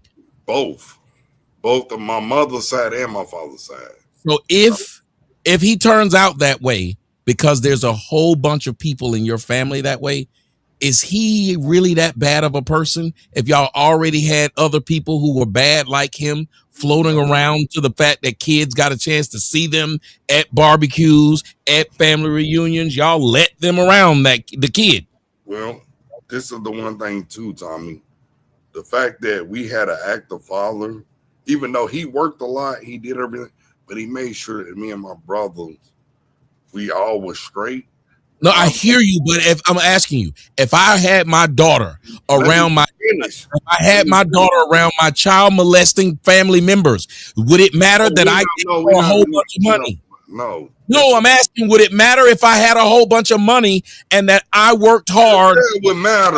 Like, no, let them hang around her. We're not doing that. My brother did one thing, just like I fell into the cracks, because Tommy, I did become a teenage father. You fell into crack. Yeah, I know. I just was doing some bullshit. I know what I did some bullshit because I knew when my parents was. So you're not that much different than him. Oh, yes, I am. Well, explain, because you said you became a teenage parent too. I did. Now, my brother, he made and created several kids. He just didn't take care of them. He wanted to be in the streets and blame everybody and you're gifted and everything. But no, I did one thing. I listened to my fucking father after the mistakes I made, because we hard-headed as men sometimes. We are hard-headed. Yes, but what I'm saying, what the point you won't answer is, if it was already people in the family who were like this and he was exposed to them at a young age, he could have went the good way or the bad way. If your family already got it, it's a toss-up, isn't it? He liked that. He was around both. He was around all of it. He chose the bad. Yes, and if you give somebody a choice, listen to what you said. Look, my brother wanted to be a gangbanger, and guess what he chose, Tommy? He wanted to be a gangbanger. I hear what you said. Chose. What does when you say someone chose something? What does that mean? They had options. He chose this, and he didn't give a fuck about whether it was like even what I just asked you right there. I said chose means that they had options, correct? Yes, and we know that he. So what I'm saying to you is, then, don't you think that parents gotta hold some responsibility for exposing them? No, I'm gonna tell you what. We did a show even earlier today. Guess what, Tommy? As you become grown and everything, you can get taught everything. You're still gonna make your own decisions. My brother chose one thing. He didn't give a fuck. He cares about himself more than anything else. More than his kids.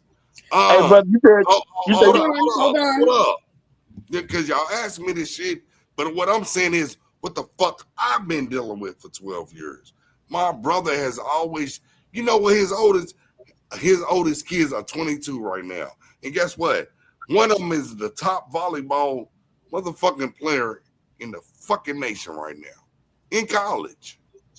And I would never divulge her name. Real quick, Mr. My brother Williams has, out of all 5 of his kids, and they twins. Hey, I got a question after you, man. Hold on. We have to respect the money in the Rumble Rants. Beats for Days. Thank you for the $5. Tommy is the only one that is supposed to be drunk on the panel. Anyone else need to shut up? Thank you. We have a $20 from Sun 2380. He is not a nerd. He is old. A lot of old people can't give a direct answer without a story. That is how old Black people remember the stories. My dad does the same thing. Thank you. We the same age. Stop calling him old. We the same age. Guess what? And another, hold on, please. Hold on. And then we have another one for Beats for Days with the $5. William, full drinking, half thinking Williams. Thank you for the Rumble Rants. Please remember to hit the cash out. Well, go ahead, bro. Listen, what we were just I was trying to ask you direct questions because I'm trying to get to a point, because you have to remember, not even trying to be funny. A lot of what I'm doing and we're doing, we got 10 people up here. Yeah. We may have 3 hours. We're trying to be a little more concise with the answer so everybody can jump in, if that makes sense. So just for time's sake. So that's why when you go back and relive it, but it sounds like you're really upset with your brother. Can you tell me what's the big bone of contention you have with him? What is the thing that makes you most disappointed in your brother? He was actually raised to be great men. And you're older, they won't understand it, but we was actually raised to be great men. Now you can make mistakes or what have you. We was raised to go to college, graduate from high school, what have you. Use our gifts though. My father was one thing. If he seen that you had a talent in everything, he wanted to use that. Because it's a difference between a talent and a God-given gift. But when he paid attention to that, he wanted to work on that. But he wanted all his kids to do one thing: go to college. Now, just because you don't go to college doesn't mean now you got to work. Because you can't sit around, you can't be on some bullshit. Go to college, or you work your ass off, or you go to the military. So this was the problem with my brother. He's the most gifted artist I've ever met, but he kept on popping out kids. And I was a hot whore as well. Let's not get that twisted. But I was about to say, did you say you had 10 kids? No, I have 8. Okay, you have 8 by 5 women? No, 3. Okay, I'm throwing out numbers. My oldest child I'm 50. My oldest child is 33. Okay, but okay, here's what I want you to go forward with. People live their lives for themselves. It sounds like you're hurt that he didn't do what you think he should have did with his life, that he left a lot on the table, and it will happen. But the resentment that you feel towards him is not what's going to make him get better. It's not what's going to make him grab the rest of what life he might have and maybe move forward.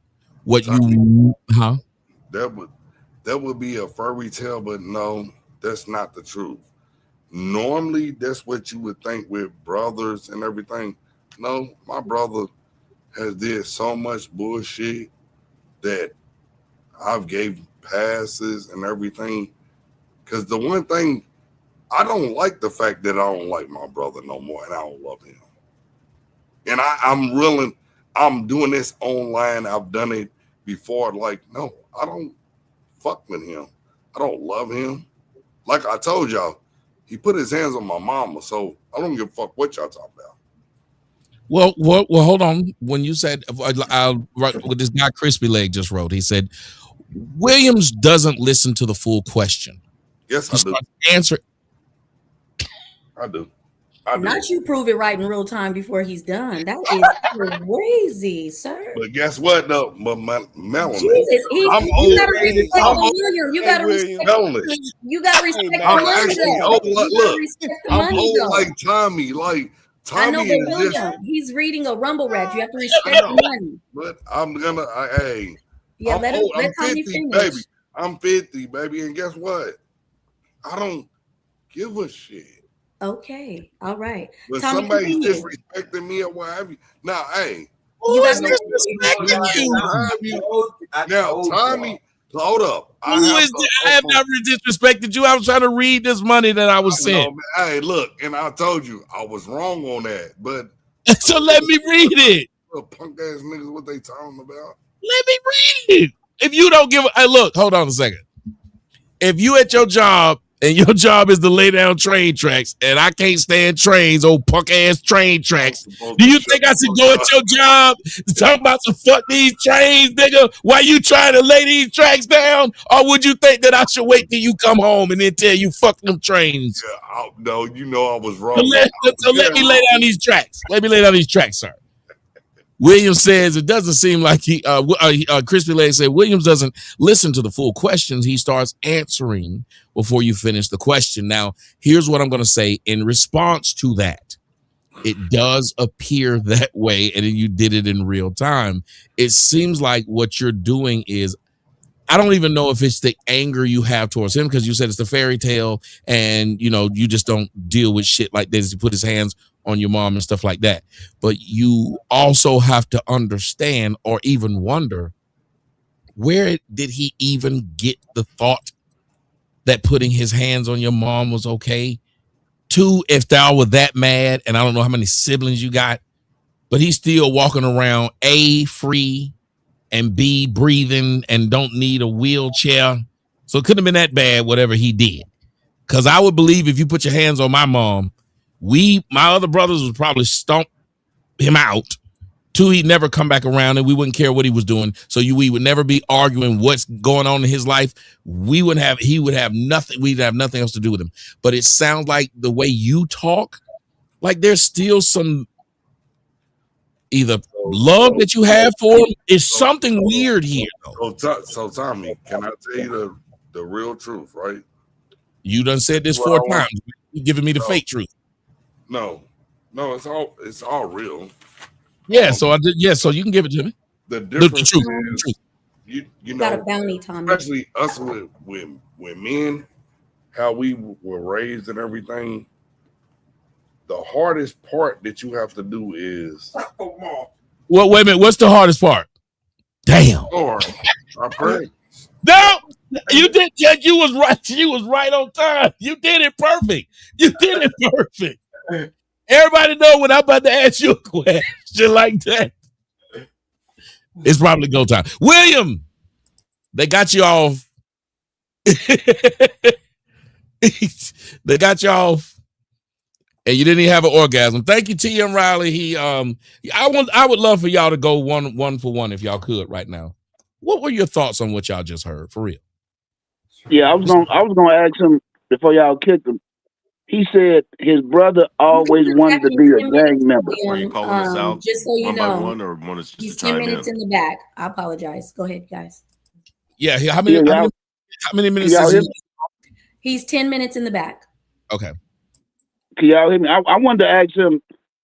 He said his brother always wanted to be a gang member. So, and he said his brother had multiple baby mamas. So they chose to have babies by this reputed gang member, right? So what the onus on them? But he's still giving her and the other women. It's what the problem me, Blanche, CJ, and Brian were having. He's still giving them a pass. They all get a pass. I don't know why. Yes, they sound like that. So real quick for a moment, shout out to the person that brought in the bounty, Tronagy. We appreciate that. As well as the $50 ball from T.M. Riley. Fuck the trains, he says. And take a shot, Tommy. Yes. How much to get 20 minutes? 10 minutes is $20, I think. $20 to get 10 minutes. So you just divide whatever you give by 2 or multiply it by 0.5. Yeah. I think Jason, Brian, Jason has been waiting to ask Tommy a direct question. Go ahead, Jason. Oh shit. Tommy, you all right? Go ahead. I don't have a psychology degree, but I just wanted to ask you a question about the question that I just asked this man before he was kicked off the panel. I mean, we already know that most parents in the world think feeding, clothing, sheltering the child is all that's needed. They don't care nothing about the mental and emotional support. And is that more important than all those other things that I just named? Is the mental and emotional support to a child more important than all the other bare minimum things that they're supposed to do? Go ahead, Melanie. You were gonna say something? Yes. So, Jason, before he answers you, William is permanently kicked off the panel for the evening. Kendall reacts to the $200 ball, and it says, "Keep William off the panel with the salute." God, dog. The world is very different now. They got some snipers is living out here, man. You got to watch out for them. You got to watch out. Goodness. But I will say this: when we talking about what is most important, I think Brian and I can answer that one. Being as it's like this, we both have like family members where we see some of them were raised in the weeds and they grew up a beautiful rose. And some of them was raised in a wonderful, beautiful, curated garden, and they grew up to be a piece of shit. When you ask which is more important, you have to just look at it this way. Each child is different. Each child is different. And your job as a parent, when you have multiple ones, is just like being a coach of a football team. I remember Bill Parcells said, he don't talk and treat each one of the players the exact same. You can't. Some of them don't respond to the same thing. I know I was the quiet child. My mom will tell you, she'll say some stupid shit that ain't true, but she'll also tell you that I never had to be told what to do. I knew what to do. She never had to tell me, make sure you do your homework. She never had to tell me, God, get in the house before it gets dark. She literally never had to tell me regular things. Now, I don't know if it was basically that she didn't have to tell me or I had enough reverence for her, just I knew to do it. But I still, times, I look back and I say, well, yeah, I wanted to sometimes feel like you might have needed to give extra effort with me. Bitch, I don't like the fact that you give my brother all this effort. This nigga he go to jail. Everybody won't go help him. He go do something to me. Y'all all expect not only am I supposed to be okay, but if y'all need some help, I'm supposed to give you some. It's this weird thing which says, even though y'all could all share the same DNA, they're kids that came out of the same vagina with the same sperm. And one of them kids is a dumbass and a jackass. And the other one is a Nobel laureate. It really sucks. But if you're going to be parent to multiple children, don't try to blanket raise them. If I would tell you anything, Jason, don't try to blanket raise them because they're not the same. Even when you have twins, they're not the same. My brother got twins and they're completely different. Like one in of fact, them Tommy, I am a twin. You know, you met my twin brother. Yep. But go ahead. He's conservative. I'm pro-black. You know, and it's just that when I was listening to the brother, you know, sometimes like I've even heard you, Tommy, you have critiqued your mother on her raising of you. You mean he had no critiques of his mother. This boy just came out the womb ready to go out there and gunplay in the street and all that. I mean, the way he explained it, like this boy just came out the womb, put on the red flag and said, like, I'm going out there gang banging. That's the way he put it. Now, listen, that's why everybody was trying to get to, hey, how did he get there? And sometimes that stuff is difficult. Sometimes these people don't know how to say, I don't think he would ever be a person, and I would never try to push him to it. If his mother had anything to do with this, he's never going to say it. A lot of people feel like that's treason. In the black community, in most households, it's treason to say something about your mama. Your mama could have done the worst shit in the world. You'll hide it for her. But that's the problem, though, Tommy. That's the problem. We got to call this out. That's what I'm trying to get him to say. I was trying to get him to say, okay, you said your brother is a piece of shit. And then the way you described him, you said he was always like this. So what about these women?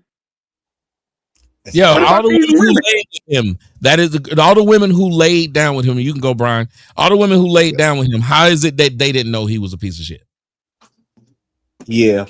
So the thing that he's doing, there's a movie called Annapolis, and in Annapolis, there's a scene where a guy says, "Hey, you're my Mississippi," and he was the guy who was performing the worst out of all of the guys that were at this Naval Academy, and he said, "You're Mississippi." So Mississippi is the poorest state in the country, and he said, "As long as I'm not Mississippi, then I know I'm going to be better than you." And he's treating his brother like that because there are a lot of parallels in his life that he has with his brother. He's not even acknowledging that. So it's easier for him to make himself feel good, to treat his brother and to call him a piece of shit, and to not call the women, not to call the mama, not to talk about the circumstances of his life at all. He wants to keep him his Mississippi, because if he don't, then he got to look at himself too. Because you talking about 8 kids, 3 baby mamas, 3 marriages. That ain't all just life circumstances. That's a lot of fuck ups too. And if his brother was to be here and to talk about him, I'm sure there would be some he's a piece of shit moments that he would have about him too. So it's like when you're that judgmental to just drop that type of shit on him, and you're absolving the women that's involved in this, and you're absolving the childhood and how he was raised. You can't do that and be righteous in what you're saying, because there's always 2 sides to the coin. My brother and my sister, we are all different. But I wouldn't go and say that my brother's a piece of shit because he's not doing what I'm doing, or I got to help him with this, or I got to do this for him, or I got to do this for my sister. If you're that judgmental on that, you like keeping him where he's at, because then it'll never be on you and what you've done and where you're at in your life, and your failures aren't the focus of who's the worst in the family. Well, at least tonight, the women cannot say that men did not hold Bill to ass. Pause. For the fellas up here acting up. And also, shout out to y'all with those Rumble rants coming in. We have Leviathan with the $5. Tommy, you need to mod up Kendall Reacts. And he already modded up. And Hydro 3120 $5 Rumble rant. That man doesn't process words. He just barks back noise. We appreciate you guys for being in the building. Oh, we also have another $400 for Kendall Reacts. He is not playing tonight. What up, Tommy? A little something for the show. Actually, that is going in the wrong direction, so excuse me, but I can say it again because it was absolutely awesome. Thank you for the $50 ball. Doing a great job. Oh, that's for me. Thank you. I appreciate it, Tommy. Continue, guys. Can I just say one thing? His niece got shot, and he immediately went to, it was his son, her brother. Like, he didn't take no responsibility for that girl getting shot while she was in his house. And I just thought that was crazy. No, I asked him, Blanche. I asked him, was she? Remember, I asked him. Oh yeah, you did. My bad. You did ask him that. But he didn't. But I'm saying he just skipped over it. He just moved past like her getting shot wasn't a big deal. That's a huge. She got shot on your watch. So as bad as your brother is, she didn't get shot on his watch. She got shot. I remember, and when that happened, Blanche, I was down on my knees. I couldn't listen. Pause. Oh, you talking about? I was wondering I was like, is he checking? I thought you were gonna start like people were sending you stuff and you were going like through the packages and stuff. I was like, what is he doing over there? No, I had my whole drink on my leg when somebody said something. My whole drink on my leg, so I was trying to clean it up, and I was down here cleaning it up. And when he asked that question, he was like, "So it happened on your watch?" I did like how they did on the on South Park when they got ready to ask that man what was the word in nigger when he thought it was nigger, but it was naggers. I went. Because I couldn't believe he said, well, yeah, it happened under my watch, but like that's a wild thing to happen under your watch, and we just move on. Crazy. It was the same. It sounded like you was talking to Taz, Tommy, from yesterday. I mean, Taz, I really had a question, but I didn't see the show yesterday, so I couldn't tell you. I was going to tell you to ask him what the example I could give you? That mother and daughter that's going around the internet doing interviews about the mother knowing that her daughter's 13, selling her body on the street at 13 years old, and got videos on Twitter with her doing underage things to grown men. But I mean, yes, you're right. Y'all don't remember that? Taz, you should have said, Taz, what about that mother that's on Adam 22? Ryan, y'all don't remember that girl? Daughter, yeah. Yes, remember her mother and the daughter. Yep. Her daughter started at 11 years old doing that. Remember? Yes. With grown men. And she's fine with it because she's on that money. She's making money on the internet. She has not been prosecuted for sex trafficking her own daughter. Her daughter has not been prosecuted. I think she's only 16 at this rate. She was talking about how she couldn't do OnlyFans, so she sells her videos on Twitter, I think it is, or something. She said she send people, and the guy was like, "Well, ain't this child?" She was on that weird white show too. Yo, I wish you would have brought that up to Taz, man. I was like, damn, I ain't see that show last night. Because had I seen it on live, I think Tommy would have picked that out the comment section and asked Taz that. But Jason, to your point, sorry. I think sometimes on Tuesday we should probably start reviewing some of the debates you're doing with some people, because we tune in and I think sometimes we have a lot to say. At least key points would be cool. Yeah, and what I really want to start doing too is I want to have us have some shows where, like, if people from some of the shows we do, if people in the comment section want to challenge something we've said, because I was like, who would be fun to have up here tonight? Captain Cesario, when we was doing that first. Cap would have went off on us. Hey, I was about to say, isn't that the last?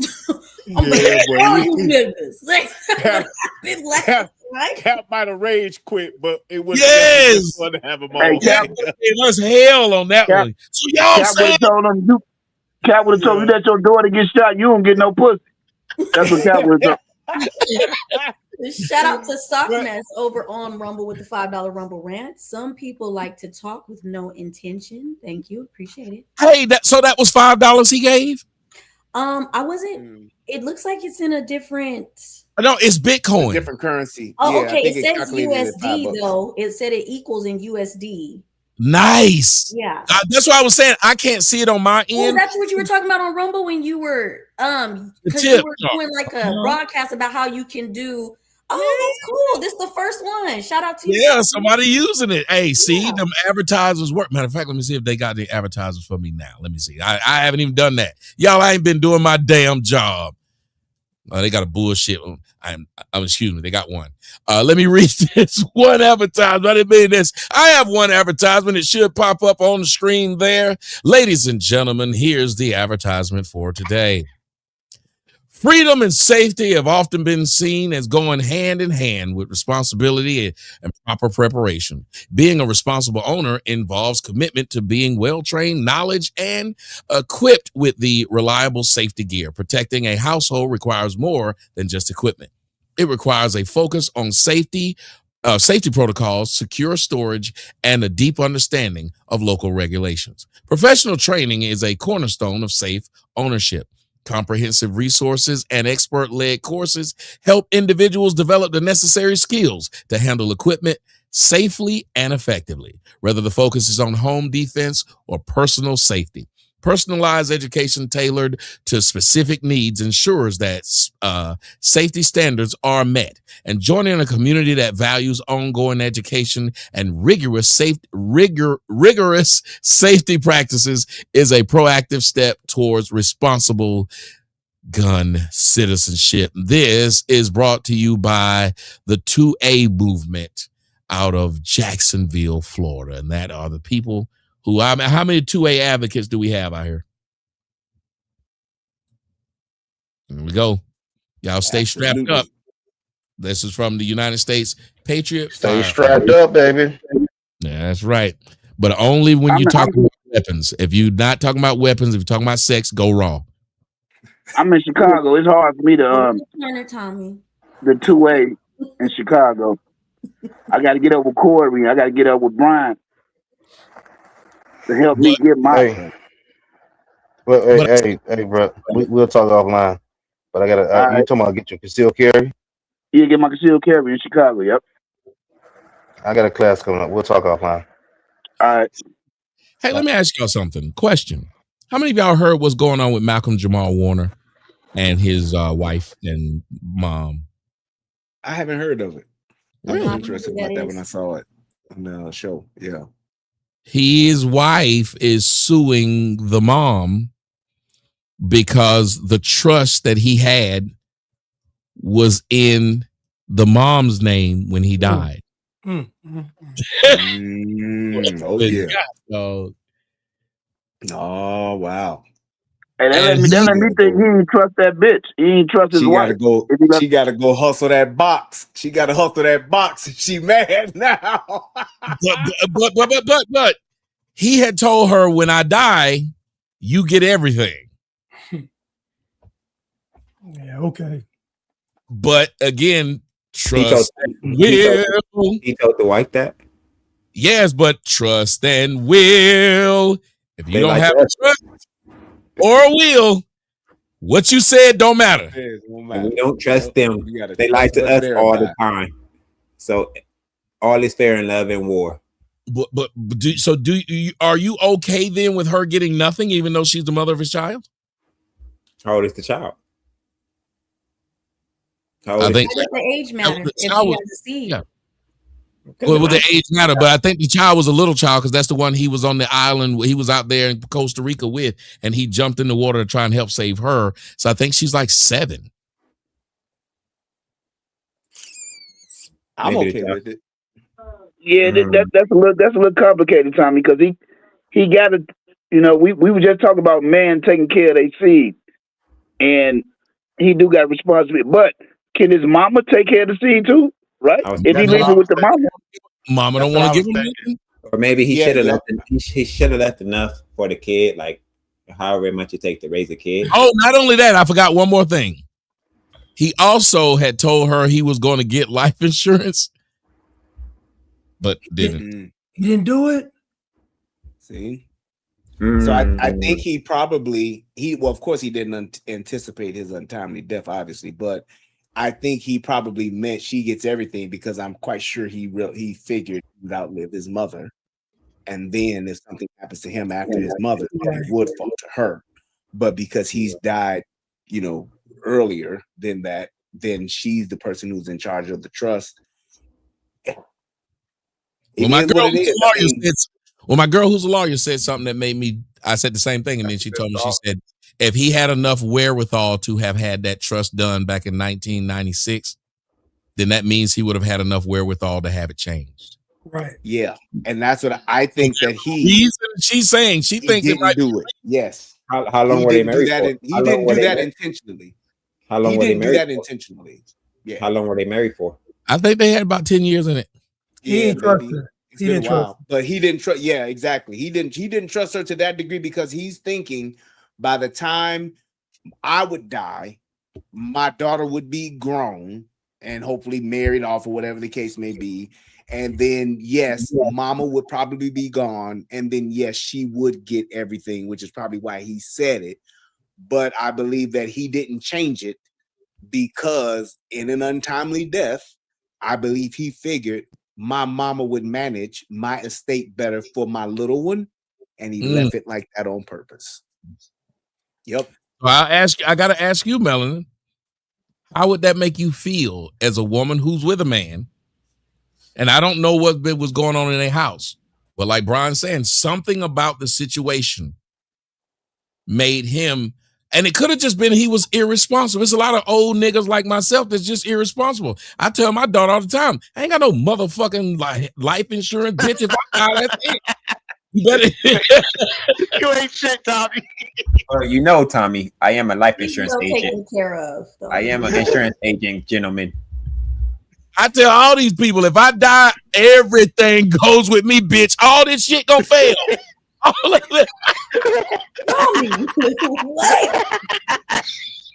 As soon as I die, they gonna be the people from Duke and Duke. We gonna have to get Duke and Duke Associates. We gonna have to get all this. We got to put it up in the stock exchange. All this shit is going back.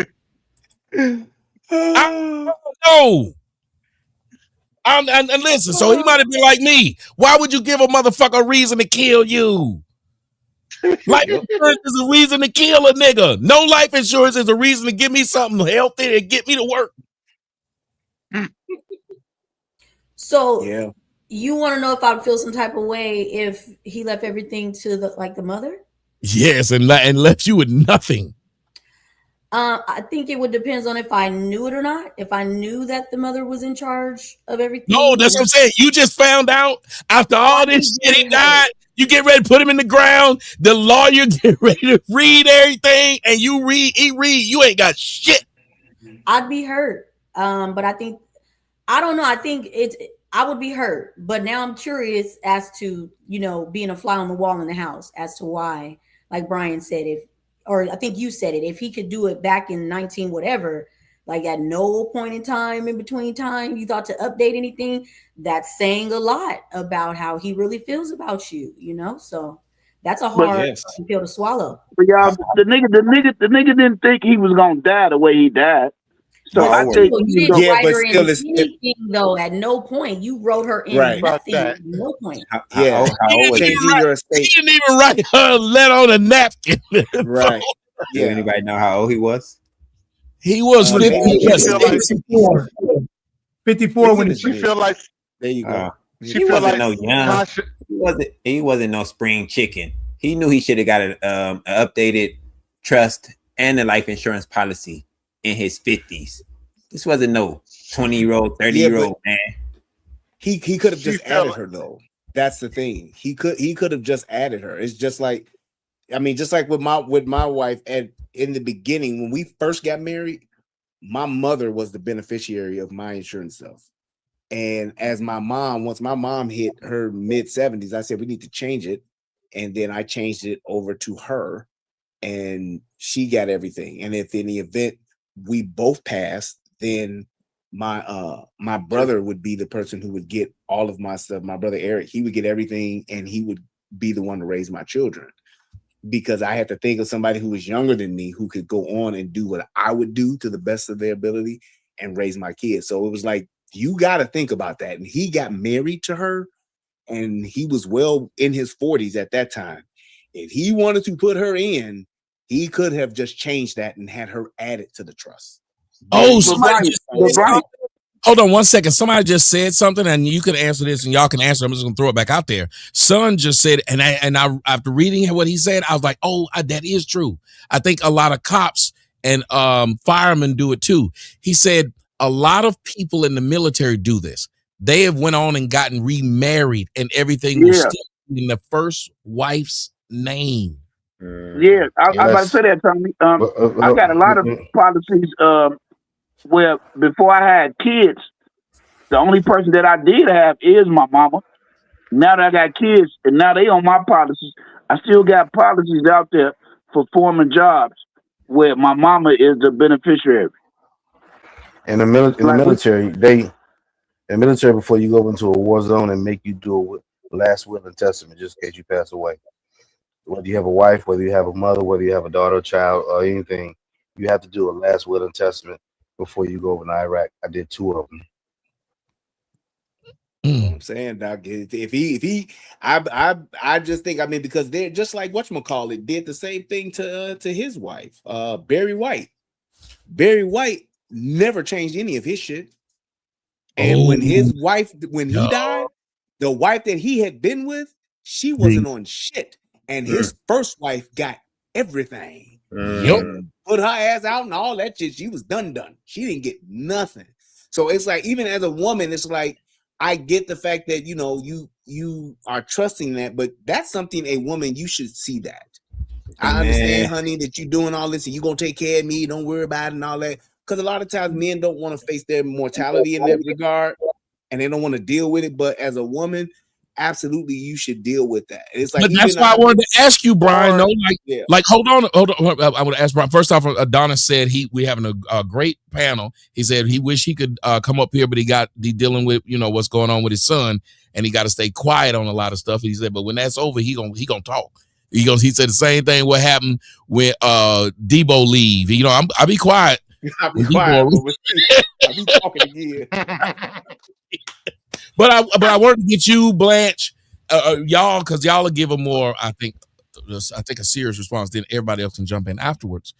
But what does the woman do? And Melon, you can answer that too, because you're a woman.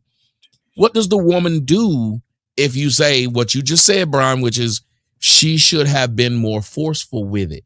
But how do you do it without coming across and sounding like, bitch, you trying to kill me or something? Right. Sorry, just real quick. I won't be long-winded. I don't think there's a way to do so, but aren't you able to have a policy on a person yourself? Thank you. I was about to say that. I sound like insurance. She could have got the policy on her husband if she wanted to. Y'all like, why would she wait for him to get the policy? I could sell it to the wife on the husband. She can buy all kind of coverages. I don't mean it in a bad way, but like, you get policies for your children. You're allowed to get policies. But wait a minute though. Wait a minute. If a bitch get a policy on me, I'm gonna say, bitch, you trying to kill me? I'm gonna say that. And most wives get policies on their husbands. I thought most of the time when people do that, like, you don't tell the person that you did it. No, you could tell them. No, you tell them. No, you can get a policy on your wife. First of all, you don't have to though, right? Like, because you wouldn't want somebody to think bad of you. I just know people that have done it, which is why I brought it up. So it was like, okay, that sound. Don't both of them sound fishy? Like, okay, if I'm pushing this bitch, if the bitch pushing me, yes, I think she trying to take something. But if I find out I see this policy, right? That's what I was about to say. To answer Melanie's question, I'm sorry. No, I'm saying to answer your question.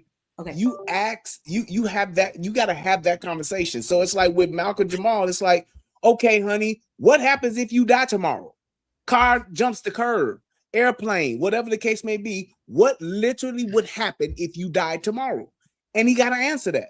And you talking about, well, my mama's in charge. Okay, well, if you gonna keep your mama on that trust, I need some type of policy. Take out $1 million policy or something like that, and whoever's gonna pay it is really the defining question to say who's gonna pay it. But you need to ask. A woman should be well within her right to ask that question. I understand. I ain't trying to come after your shit. But I want you to tell me, as my husband, what happens if you die tomorrow? Fuck 10 years from now, fuck 30 years from now, tomorrow, what happens to me? Can I say something real quick? Most men, if a woman say, hey, baby, I'm getting this life insurance policy, most men are just going to say, well, okay.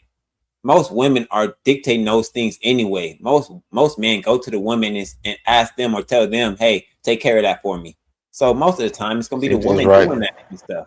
So I don't even know why. Bullshit. If a woman comes to me, CJ, that's a fact. I just told you I sell insurance. That's what I do. No, if a woman come to me and says, I'm gonna put a policy on you, baby, I'm gonna say, bitch, you trying to kill me?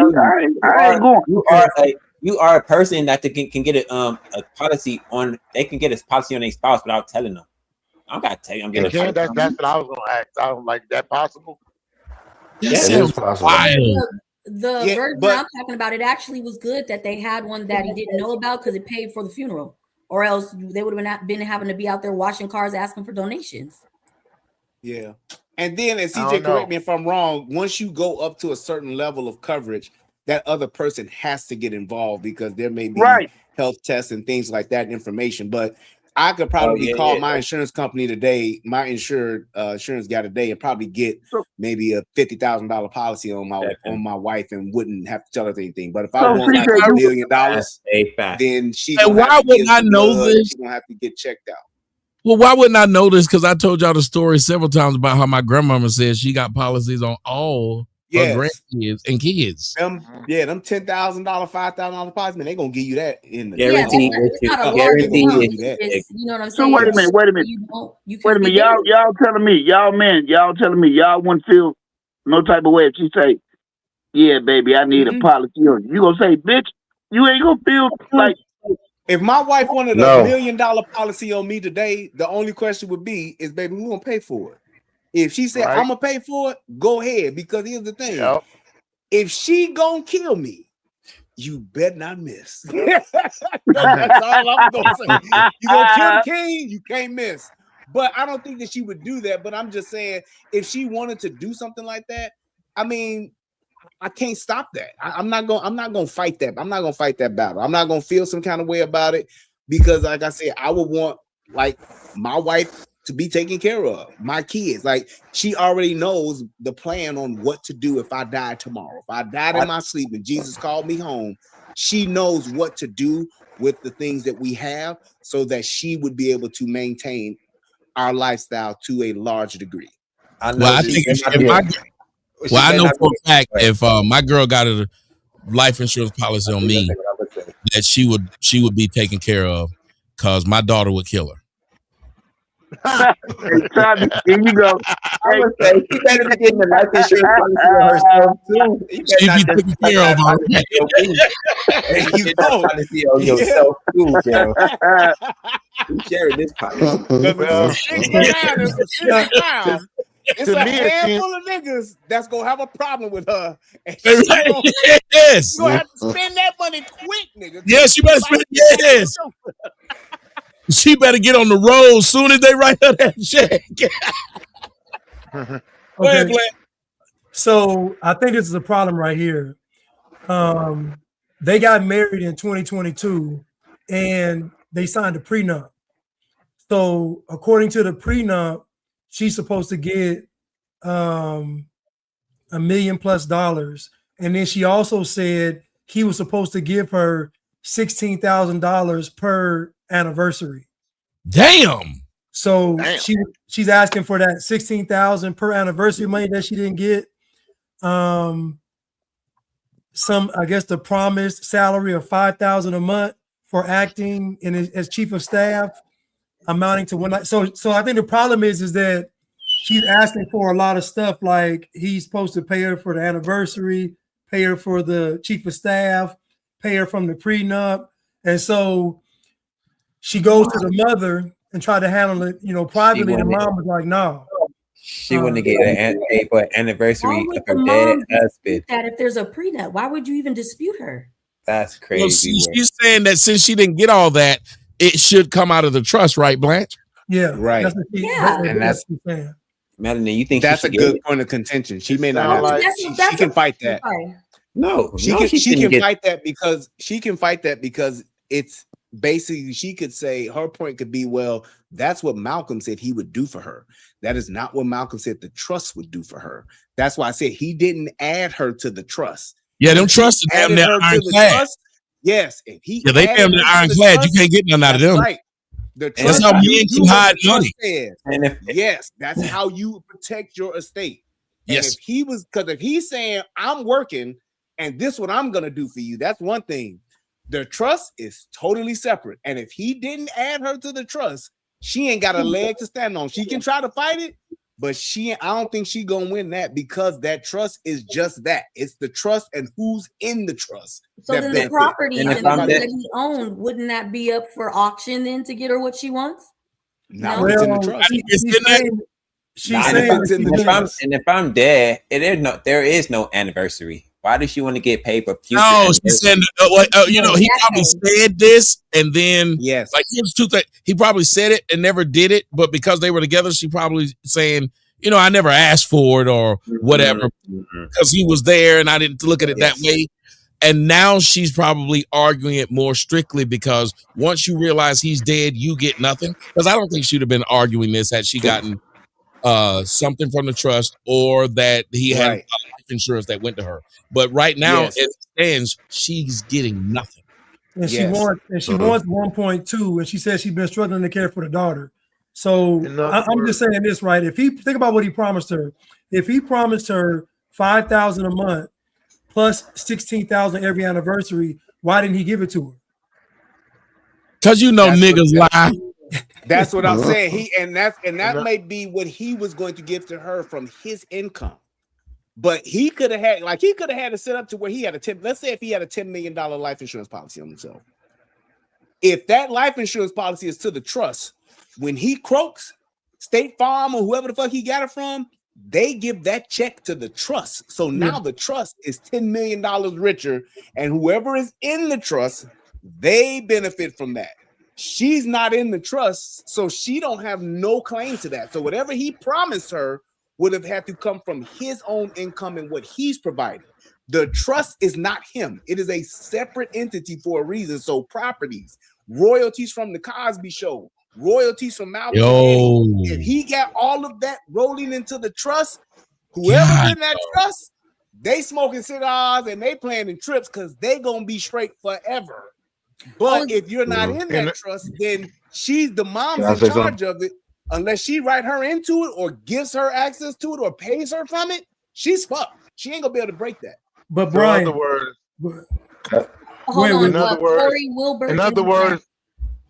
words, hold on, Corey. Go ahead. Corey Wilbert and then Blanche. All right. So, one of the things is I think a lot of times it goes to what Tommy's been saying and everyone's been saying about your health and your wealth, and men going to the doctor getting checked out, and also making sure all your financial stuff is going where it needs to go. Yes, there are them hard questions and hard conversations about life insurance, about anything as far as any assets that's going to be divided through your family, but you're going to have them. We shrug off the doctor, we shrug off talking about legal matters because we want to pass our stuff to our children, but we need to talk about all of that. And when we go into a whole thing where we think that, oh, what you gonna try to kill me? Even if the woman do try and kill me or does succeed, the fact of the matter is she's not going to get that money. She's going to go to jail. She has to be convicted. So one of the things is we always come to this this crossroad of when someone's trying to kill us. Even if I was to die, my kids will be taken care of.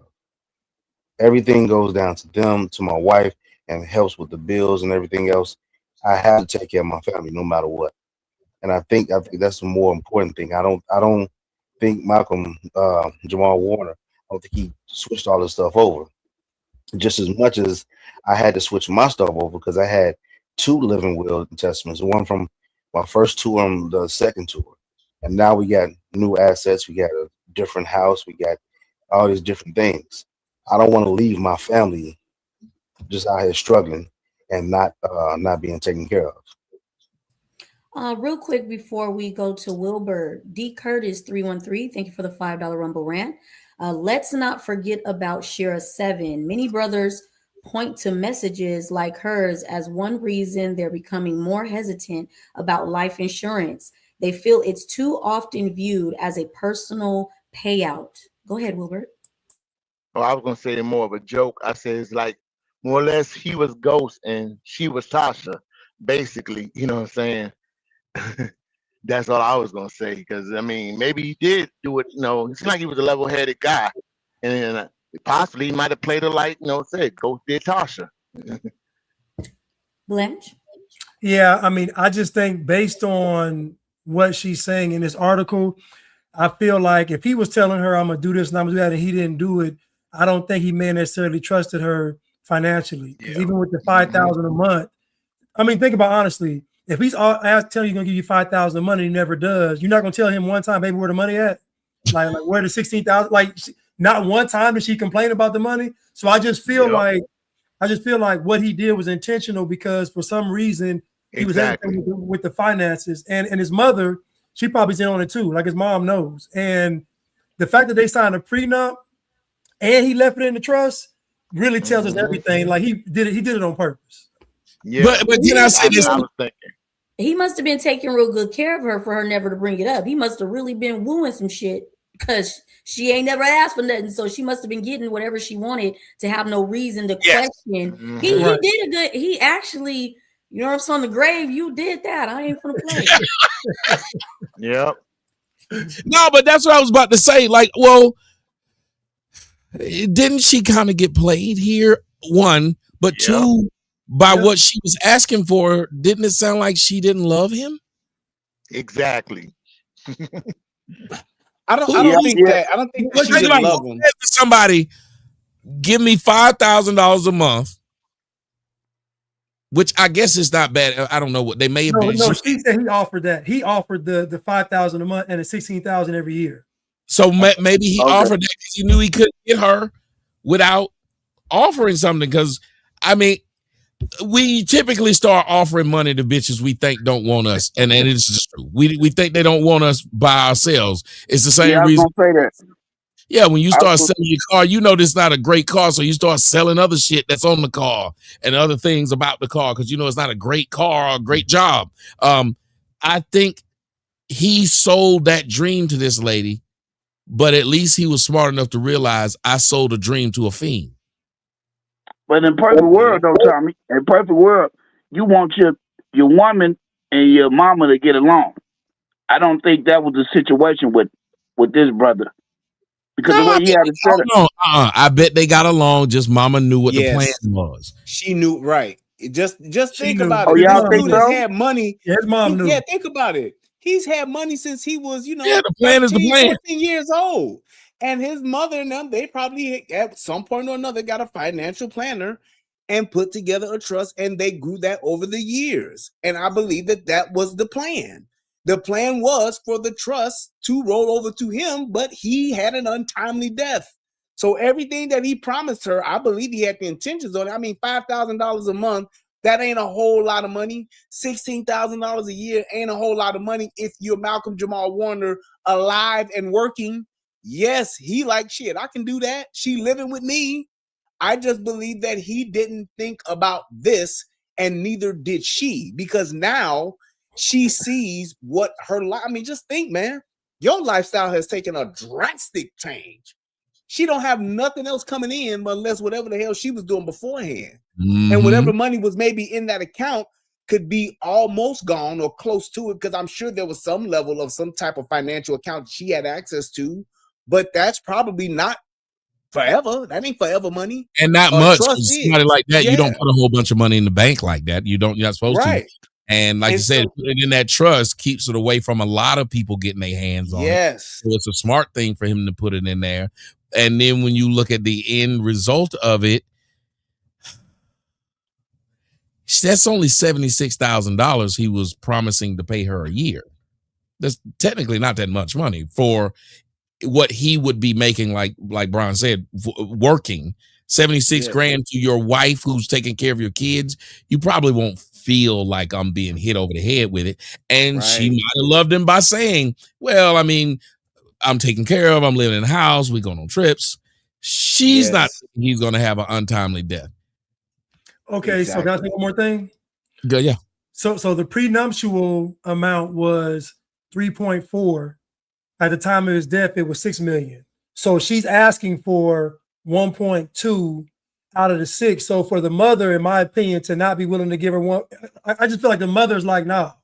I feel like the mom is like, I'm not giving you nothing, because there's something there, because the prenup amount is 3.4. The current amount was 6. So the mom is like, no to the 1.2.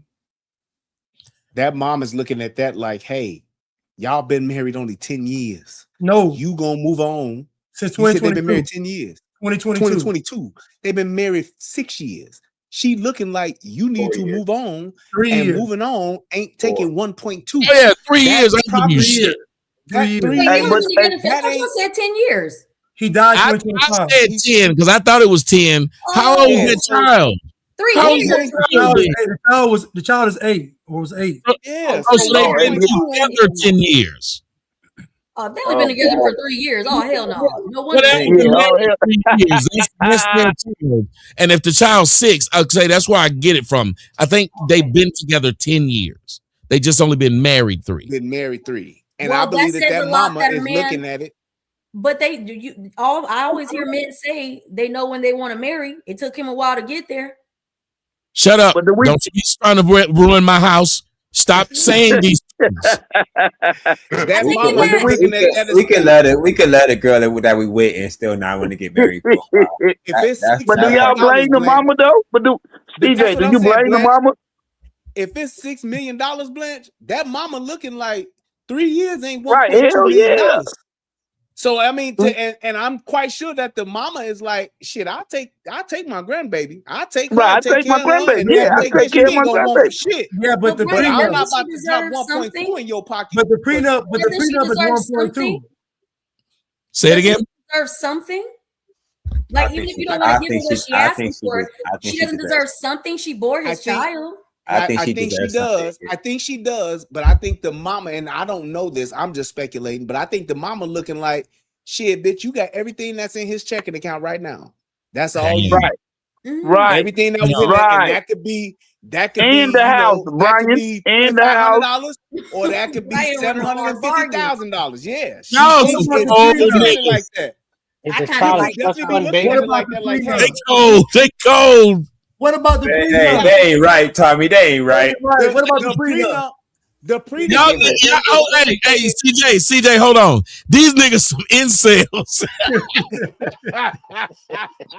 I could tell, Tommy. I could tell. Nigga, selfish right here. These some selfish niggas right here. No, hey, Tommy, we know you. Hey, why you running? But hey, the prenup, Blanche, is predicated on them divorcing, not him dying. Oh, that's what that prenup is predicated on. It's not about. It's not about if we. It's about if we divorce. Brian. I'm still. Go ahead, cook, Brian. You still wife, and we going our separate ways. Cook, Brian. Prenup is in play. I got you.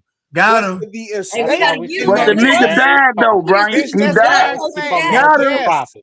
That's what I'm saying. So with that prenup, that's what that's predicated on. But if I die, the estate, bitch, you can't have that. It's a cold ass game, boy. You wasn't around when I was reading for Bill Cosby and shit like that. You wasn't around when I was getting drove around by mama all the motherfucking calls and shit I went on. So you don't get that. But you will get the Okay, Brian, one question. So if the estate, hold on, Beard. If the estate went from 3.4 to 6 while they were married, okay, my question is, what is she entitled to if he made the money when they were married? That's the thing. The only thing that she's going to be entitled to is what was stated in the prenup if they divorce. She didn't do her due diligence to get that part of if you die prematurely figured out. That's the problem. Because like you said, the trust, I'm quite sure it went from 3 million to 6 million because he probably had a policy that when he died, it went to the trust. She should have made sure that she had a policy on him to where she was the beneficiary if she died, as opposed to thinking, well, I'm straight with the prenup. You are if I'm still alive. She was concerned about we getting a divorce as opposed to if you croak ahead of time, nigga, what happens? So that's the difference, and that's what she didn't figure out. That's why the mama is like, okay, I'm in charge of all of this, and I got this, but you not entitled to it. And the mama could have been like, look, bitch, I give you 500,000. And she like, no, I want 1.2. Well, fuck you. That's what, you know what? You know what? That sounds more likely, though. That's actually sounds more likely. I mean, because the mama, if the mama's in charge of the trust, she could write that check, but she can't go and change that trust because she can't contest the trust because that's exactly what the trust is for. If he got sued, if he ran somebody over, somebody could have sued him for everything he got, but they can't touch that trust. That's why people have trust. So it's like all of your things of true value should go into that. Like Tommy.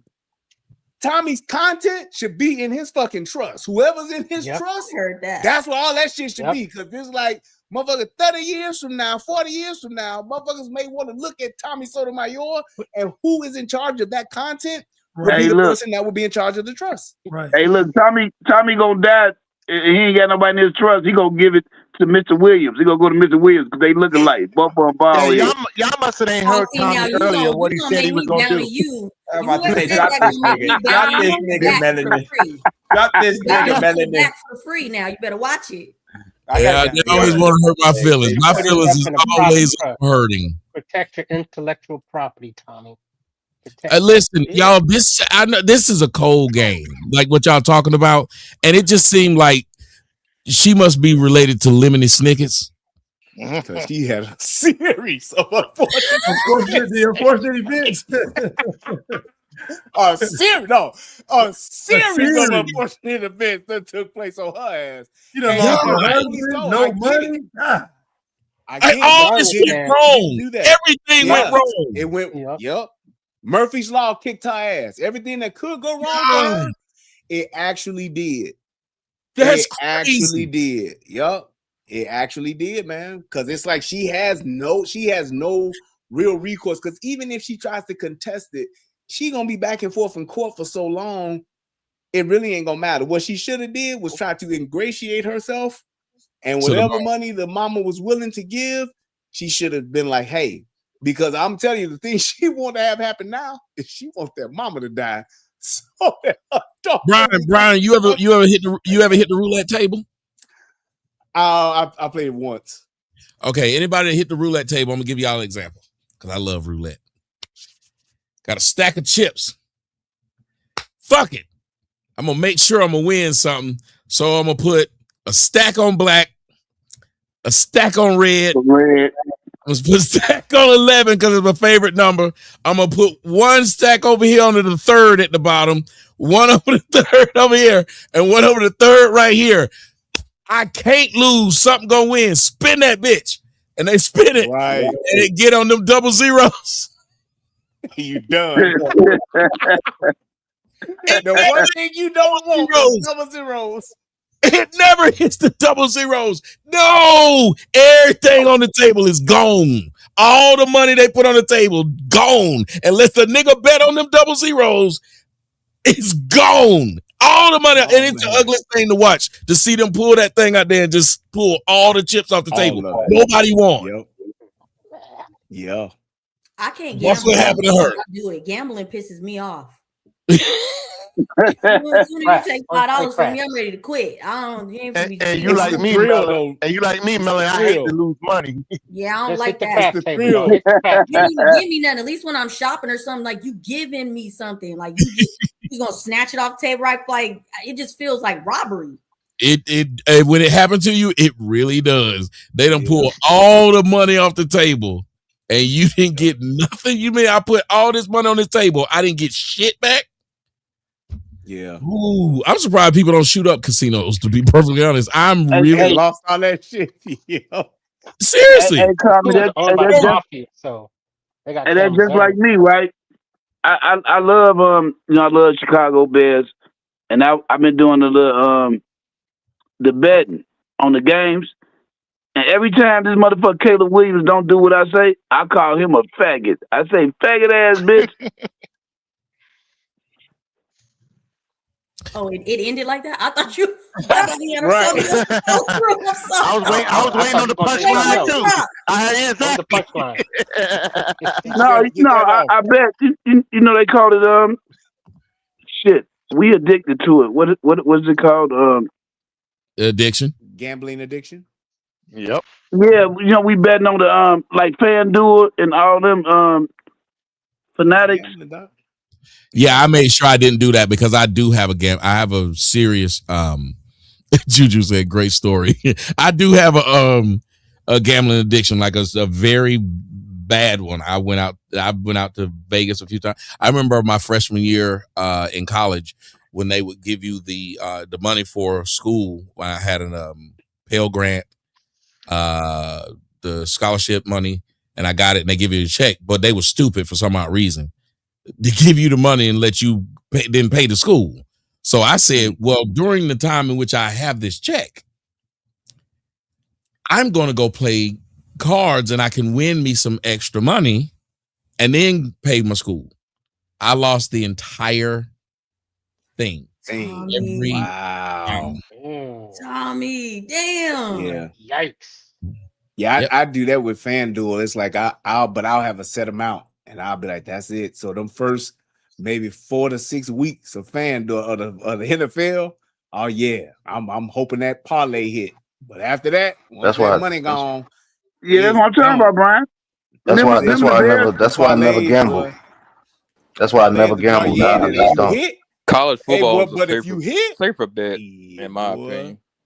I was in Vegas one time, and that's why I was playing roulette. I had so many chips. You thought my last name was Lays, nigga. I had that many chips just standing there. It was bitches all around. Motherfuckers was giving me hand jobs at the table. Like it was going down.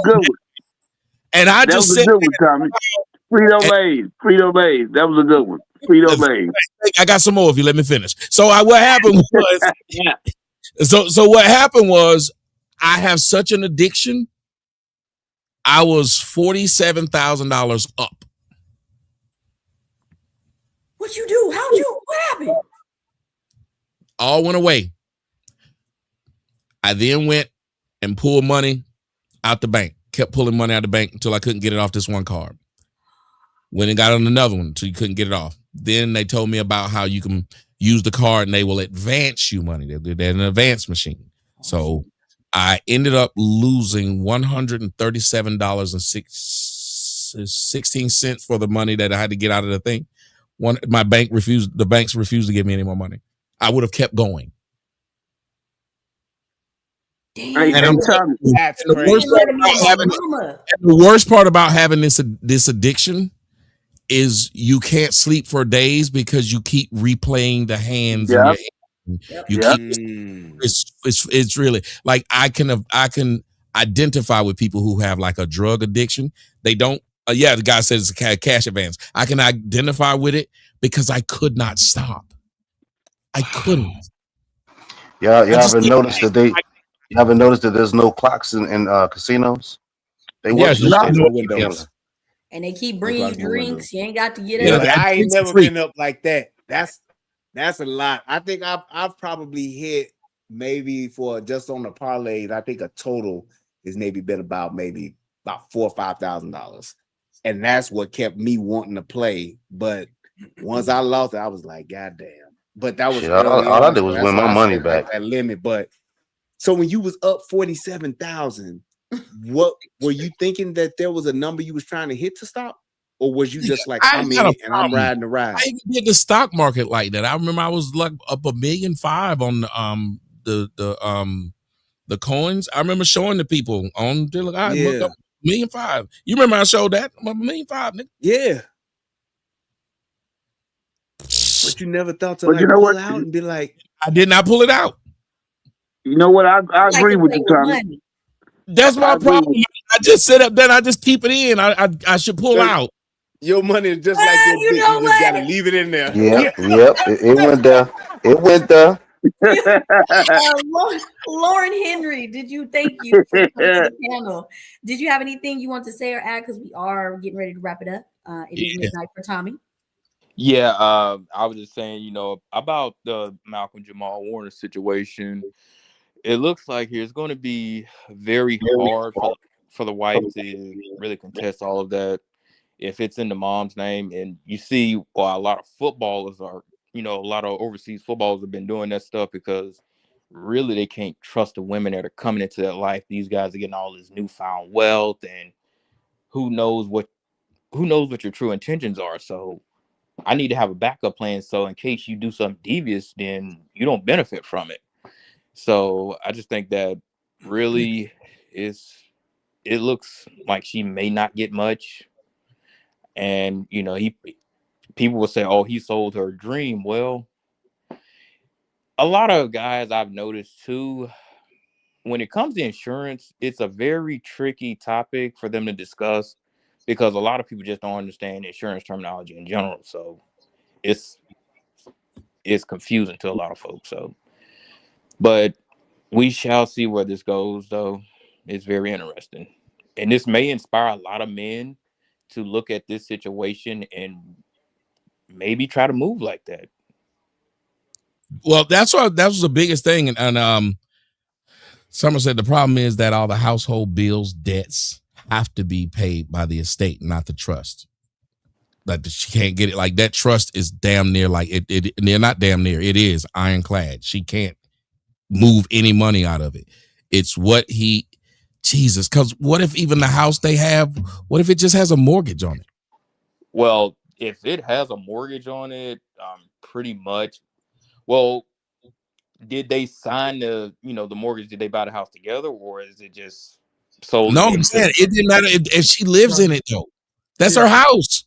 Where's she gonna go? Another perfect example of that is what happened with Steve McNair when he died. He had promised his mother a whole bunch of shit. He was paying his mother's bills. When he died, all the money went to his wife. His wife refused to give any of his kids any money and wouldn't give the mother any money and watched the mom be evicted. Yeah, because I'm from Mississippi.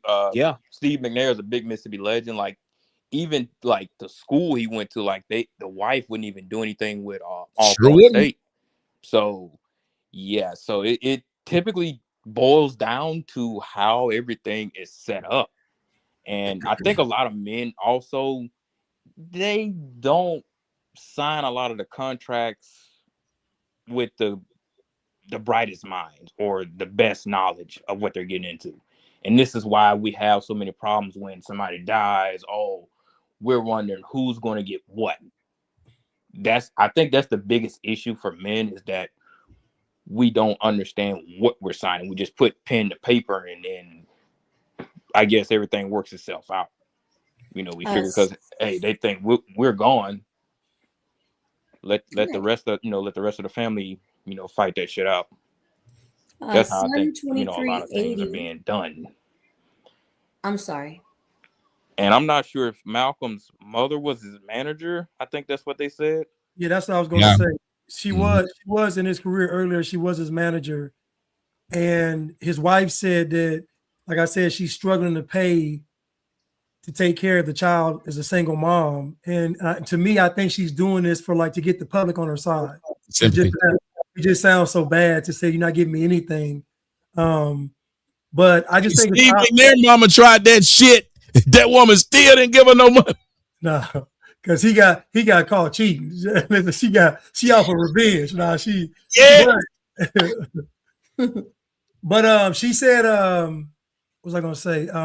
You think it's strange that Malcolm kept the relationship a secret with the wife? Yeah. Nigga, you a private investigator. That man Blanche is finding out some shit. I just threw out a blank. Damn, he got some info. I threw out a blank topic. He gave it flesh. I like this. Somebody in the comment section asked, is he not exhibiting signs, just to go along with what you said, Blanche? I'll let you answer what you asked. Is he not exhibiting signs of a son husband?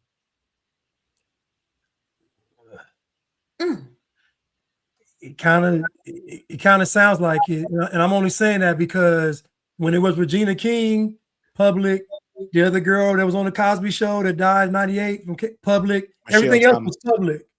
But when it came to her, it was private who his wife was and who his daughter was. It was private, and they had been together 2017. So you got to think, for 10 years, nobody knows who this other. I don't know. I think it's kind of odd. It's kind of strange. Sun 2380, thank you for the $10 Rumble rant. And you guys can answer this. He's saying it sounds like Malcolm married the mother of an oops baby. Why the trust is still in the mother's name? What do you guys think of that? I don't think so. I think that there was just a miss. She misstepped as far as just looking out for herself, as far as her future, and didn't have that real conversation. I think that's the biggest thing, because it's like you could have done so many different other things. It's not that she necessarily needed access to the trust. She just needed a financial plan for if he dies. And I don't think that they ever thought that would happen. So it's like Brian, I think I did see an interview that might be the case. I think I seen an interview on him. I don't know. I'm just saying this is what it looks like. But when you are in that situation and you don't protect yourself in that regard, all you need is one mishap, and you pretty much are up shit's creek in that regard. That's where she's at, unfortunately. But it's like, for men, it's like estate planning is extremely important, because if it was me and I was a celebrity and I had money like that, I would set up a trust for my kids and my grandkids and all of that shit. But then I would take care of my wife separately and say, hey, this is what the children are going to get. This is what you get. You want the house, you want this amount of money. I'll set this up in a policy that goes to you, and you can take care of that and do it that way. Like, I think that's what they should have done. And I think that's the step that was missed. But I know a few people that got money, and that's what they did. They set that shit up. I mean, we're talking about, and a couple of people have remarried, and that's exactly what they did. No, she ain't touching shit that I got and I built for my kids. They get all of that. They get my company. They get all that stuff. But for her, she get a $5 million policy. Day I die in 7 days, State Farm gonna come see her and hand her this envelope. So she'll cry for about 7 days. But then after that, she gonna be happy because she gonna have that 5 band and she have that 5 mil and she can do whatever she want to do. If she want to buy a new house, get a smaller house, whatever, she can have that set up. I think that when it comes to that, that sense of thinking about, okay, let's have our affairs in order. A lot of, especially in the Black community, we don't think about doing that. We know so many people in our families, you try to get them to get insurance, that's like, oh no, we're not doing that, or I don't want to go through the process, because they just don't want to deal with it. And the very few people that I think when you initially get them to just sit down and think about it, it scares them. So, and that's why we always seen, when somebody dies, everybody's fighting over what's left, who's gonna get what. And I've had to deal with it myself. And my grandfather, I had a house back home, so he didn't have a will. So he died, and all of his children were gone. So it was left up to the remaining grandchildren. And then I had a cousin recently pass. So now his share goes to his wife, who was getting ready to divorce him. It just so happened he didn't sign the papers. She served him. He didn't want to sign the papers. And what ended up happening was his portion of what was left of the shares of the house, well, me and my cousin, we ended up selling, had to go to the wife. She didn't want the wife to get anything because they were beefing. She was trying to get his ashes. And I'm like, I told her, you can't get his ashes. Technically, she's the wife still. She gets the last say so everything. They didn't divorce. Legally, she was still the wife. So whatever financially he was entitled to, she now gets. So that's the problem we have. A lot of people, we don't have our affairs in order, and people don't want to sit down to do the things that is necessary to have it, in order, so there was no confusion, there's no problems of who's going to get what, there's no fighting and bickering. So I think we need to have a deeper conversation moving forward of learning how assets and things work and just getting our shit together. Very well if you rich or you broke, it's the same process. Get that shit figured out before you sign the marriage certificate. Not after the wedding is over. We'll talk about it. Nope.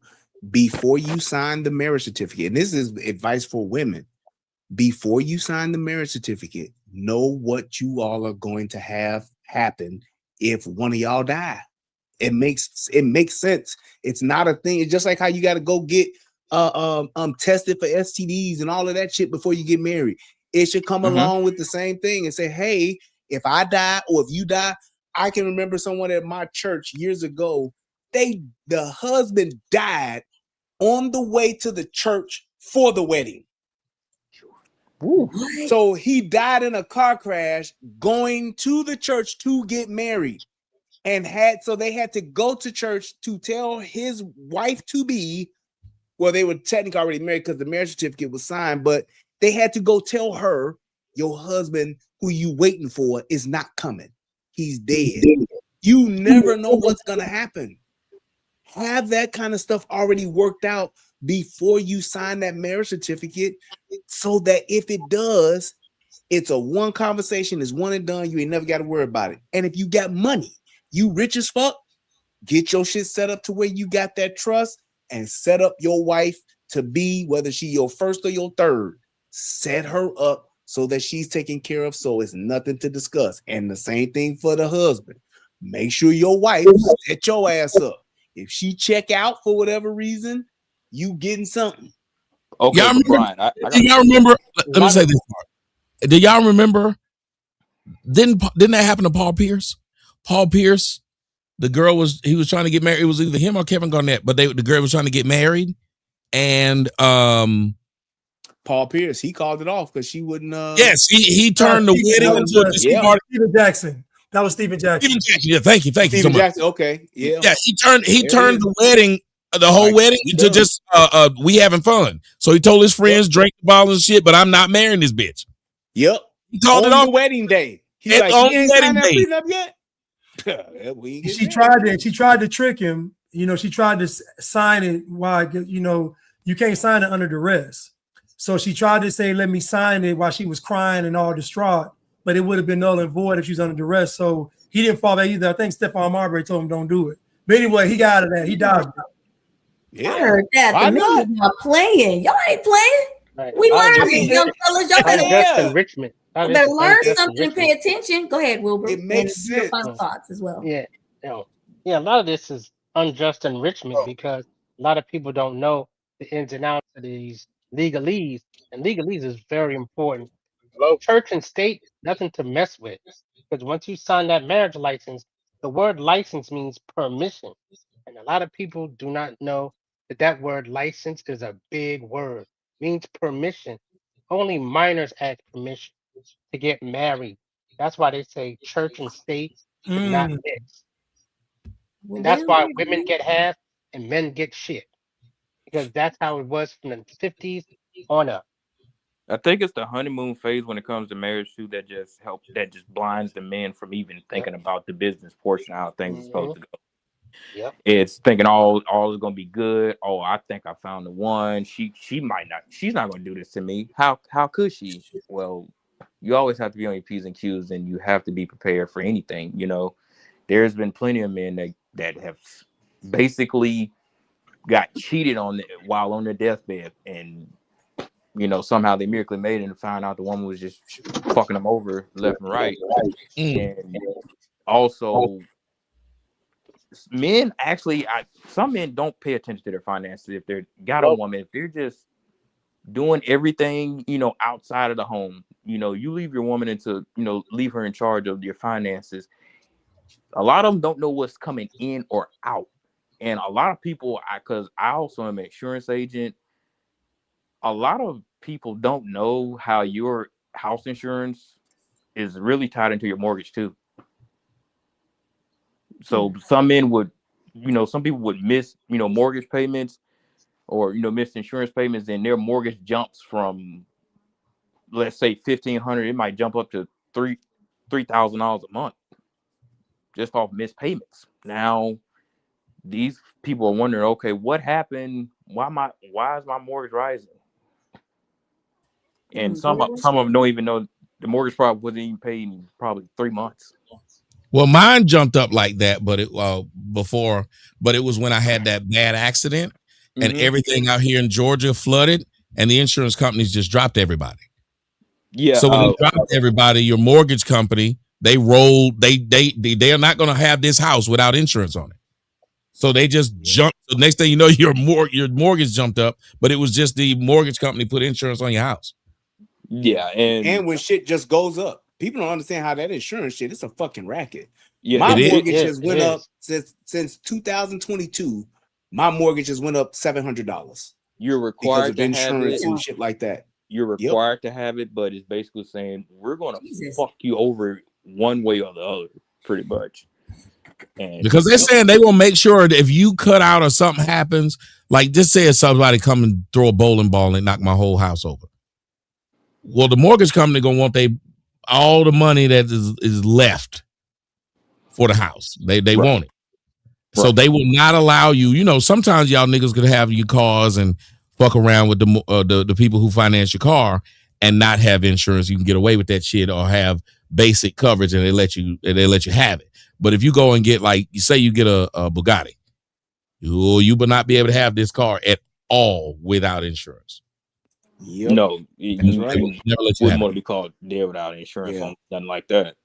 Mhm. And Yeah. And they pretty will much put once you get through with the on. mortgage, you're still Mhm. got to pay. You're basically paying rent to your property taxes. Yep. So, Which I still don't Which I understand think, why they still have that. yeah, we should not pay property taxes. I mean, I've been Hell arguing That's about no. that for the longest. And think about how many They- old people. Think about how many old people have lost their homes to that stupid ass Yeah. property. yeah, yeah, a lot, and a then lot of Happens all the seniors, time. Property a lot of tax could be seniors will fixed lose with that their home. Homestead Act. Yeah, the Even and I stuff hate that to you say leave it, for your child to inherit loses out on it because they don't. and I, Most of the time, they don't even know about property taxes or that it exists. Yep. and my dad believes in it. And I told her, I said, man, damn, my mama chose poorly, very poorly. Shit. Is that Yeah, your like that shit is a fucking I racket, said, dude. yeah, It is. I said they don't maintain your property, do nothing on your property, but yet you required to pay, and they going up more every year. You Well, talking that's about not. an $2,000 Yeah. is what HOA, I gotta pay. but now you're Yeah, talking but about the an thing. HOA though. Yeah, Well, no, HOA is yeah, that's right. well, that separate. But depends on if even you the live in thing with certain your property communities. taxes. Go ahead. No, Brian, you finish. Yeah. So the thing with the property taxes is that it's not that, it's not so much of you paying a tax, because I personally believe that, yes, there should be something, because you got to have plumbing, streets and sanitation, all that shit that you're going to have, but there should be a flat tax for everybody. So if everybody got to pay, $2,000 a year, okay, fine. If every household in your community paid, or in your city paid $2,000, whatever it would be, and that's even a lot, but to cover whatever shit that you got going on, that's one thing. But for my next door neighbor to have $8,000 and a person over across the block, 2 blocks over, got a $16,000 property tax, how the fuck do y'all even figure that out? How do you even know? It's based on what your house is. Hold on. Yeah, it's based on what your house is worth. I know that. That's why I hate it. It's the same thing they do sometimes with your car when you're paying for that tag in some states. Whatever your car's worth, that you got to pay a tax on. Yep. Yeah, you got to pay a tax on that. Like my house, every tax. year the tax has been. I don't think the tax on my house has been lower than $20,000. Now the good thing is I don't see it. Yeah, the good thing is I don't see it because it's all rolled into the mortgage. But yes, Makes you feel better. That's crazy. it does sometimes. Listen, I will tell y'all this: for someone who's fucked up a lot of money, the best way to deal with money is to have shit paid for up front where you don't see it. Yeah. Your taxes for that end of the year, have them take that shit out. Go on and take your shit. If you pay your bills, have them take that shit. Do not procrastinate. Do not say I'll pay it later. Nope. If you let them go on and take it, it don't hurt as much when you get your check. You get used to that number. Yeah, if you just wait till the end of the year, you don't know how to handle your taxes. Go ahead, Wilbert. Sorry, Lauren. Just Tommy has nothing to do with the amount of yards that you're living on, neither. That has nothing to do with it. Oh, you mean your acreage? Acres. Yeah, that's what I'm saying. That has a lot. Noise. You act like motherfucker Emmett Smith and shit out there. Yeah, my bad. You know I'll be effing up words. Hey, yo. Tommy, I just what you said, bro. Does that have anything to do with it? No, your acreage, all of that will go into like what it's worth. Yeah, the value. Yeah. Okay. Yeah, that's the value of all of it. And so like they're looking at it as if you sold your house today, what would you get? We taxing you on that. So whatever your county tax is, your tax code, that's why you need to know who your tax commissioner is. That bitch send you a letter. My name is the bitch name is Catherine Harris. The reason I know because I keep reading your fucking shit. You read it at the end of the year and you read it, and it is sad to watch it because they have it broken down like month. Yes. It's how much every month you would have owed on that, and it will fluctuate because your house might have been worth this much. And that's where the bullshit comes in. Yeah. Like how the fuck do y'all decide that my house is now worth this amount of money when the market says it's this amount? So now I got to go to fucking down to the tax office to fight you motherfuckers on this shit and deal with fucking assessing, getting motherfuckers to come by and do an assessment on this. It's like that shit is fucking insane, bro. The fact that they're able to do that and it's like ain't shit you can do about it because what the number is at the end of the day is what the number is. And Brian, when you purchase no damn house, I'll tell you that. And Brian, when you fight them, you can make it go up or they can make it go extremely down. Extremely down, like it ain't worth shit. So because I'm sorry, Lauren, go ahead because I skipped you last one. Go ahead. I can say I got extremely lucky when I sold my grandfather's house. When it came down to like the taxes and stuff, they really didn't know. Cause hell, I was lucky that where the house was, they don't keep up with shit because it's just a poor ass county. Cause I moved to Arizona, so I had to handle business all the way out from the West Coast back down south. But luckily, it wasn't that much. They really didn't send notices or anything to me or my cousins about the taxes and everything. So pretty much we got lucky on that. So we sold it pretty much easy and got what we could for it. But when you're dealing I think when it gets to the cities, especially like places in Illinois, because I have an uncle that lives up there, he says so many people are losing their houses because the property taxes are so damn expensive. Like people are getting $30,000 property taxes. And when you look at some of the places where they live, shit, you're wondering how the hell they're paying that much for just property taxes alone when the houses are damn near next to each other. They're getting behind on it, number one, and what they do is do like anybody else. Once they get behind on it, the city, the state, or the county will just put that lien on your shit. Yeah, and I think that's or the they way they sell it. recoup houses and stuff. And, just take it from the people. It's just a fucking. I think that's one of the biggest corrupt issues it is, especially on a lot of liberal. They make the American dream not really like it's so far. Like it. Yeah, it's so far off. It's not it's like and you hear what Melanin said. She said, listeners talking about it make you say, why the fuck would I own a house? Well, if you got to look at it, the majority of people in the United States don't. Yeah, that's why more people doesn't are sound turning too to damn enticing. But can you guys explain to me quickly before we get out of here? Because I hear people, well, not a lot, but people will like bury their people on the property. I haven't heard that. Some speak on that. Speak on that. And they say they give you a tax break. Yeah. You may not have that's a loop to get away from paying tax. Right. Yeah, another loop is the Homestead Act. Or you can have animals on, like you can get chickens, and you can change the amount of your property taxes because you essentially got like a farm almost. So you got animals on your property, moved, or and anything, you can right? get shit. Well, you can get certain shit, but if you do move, you can move, but it's always going to be there unless you exhume the bodies and take them with you.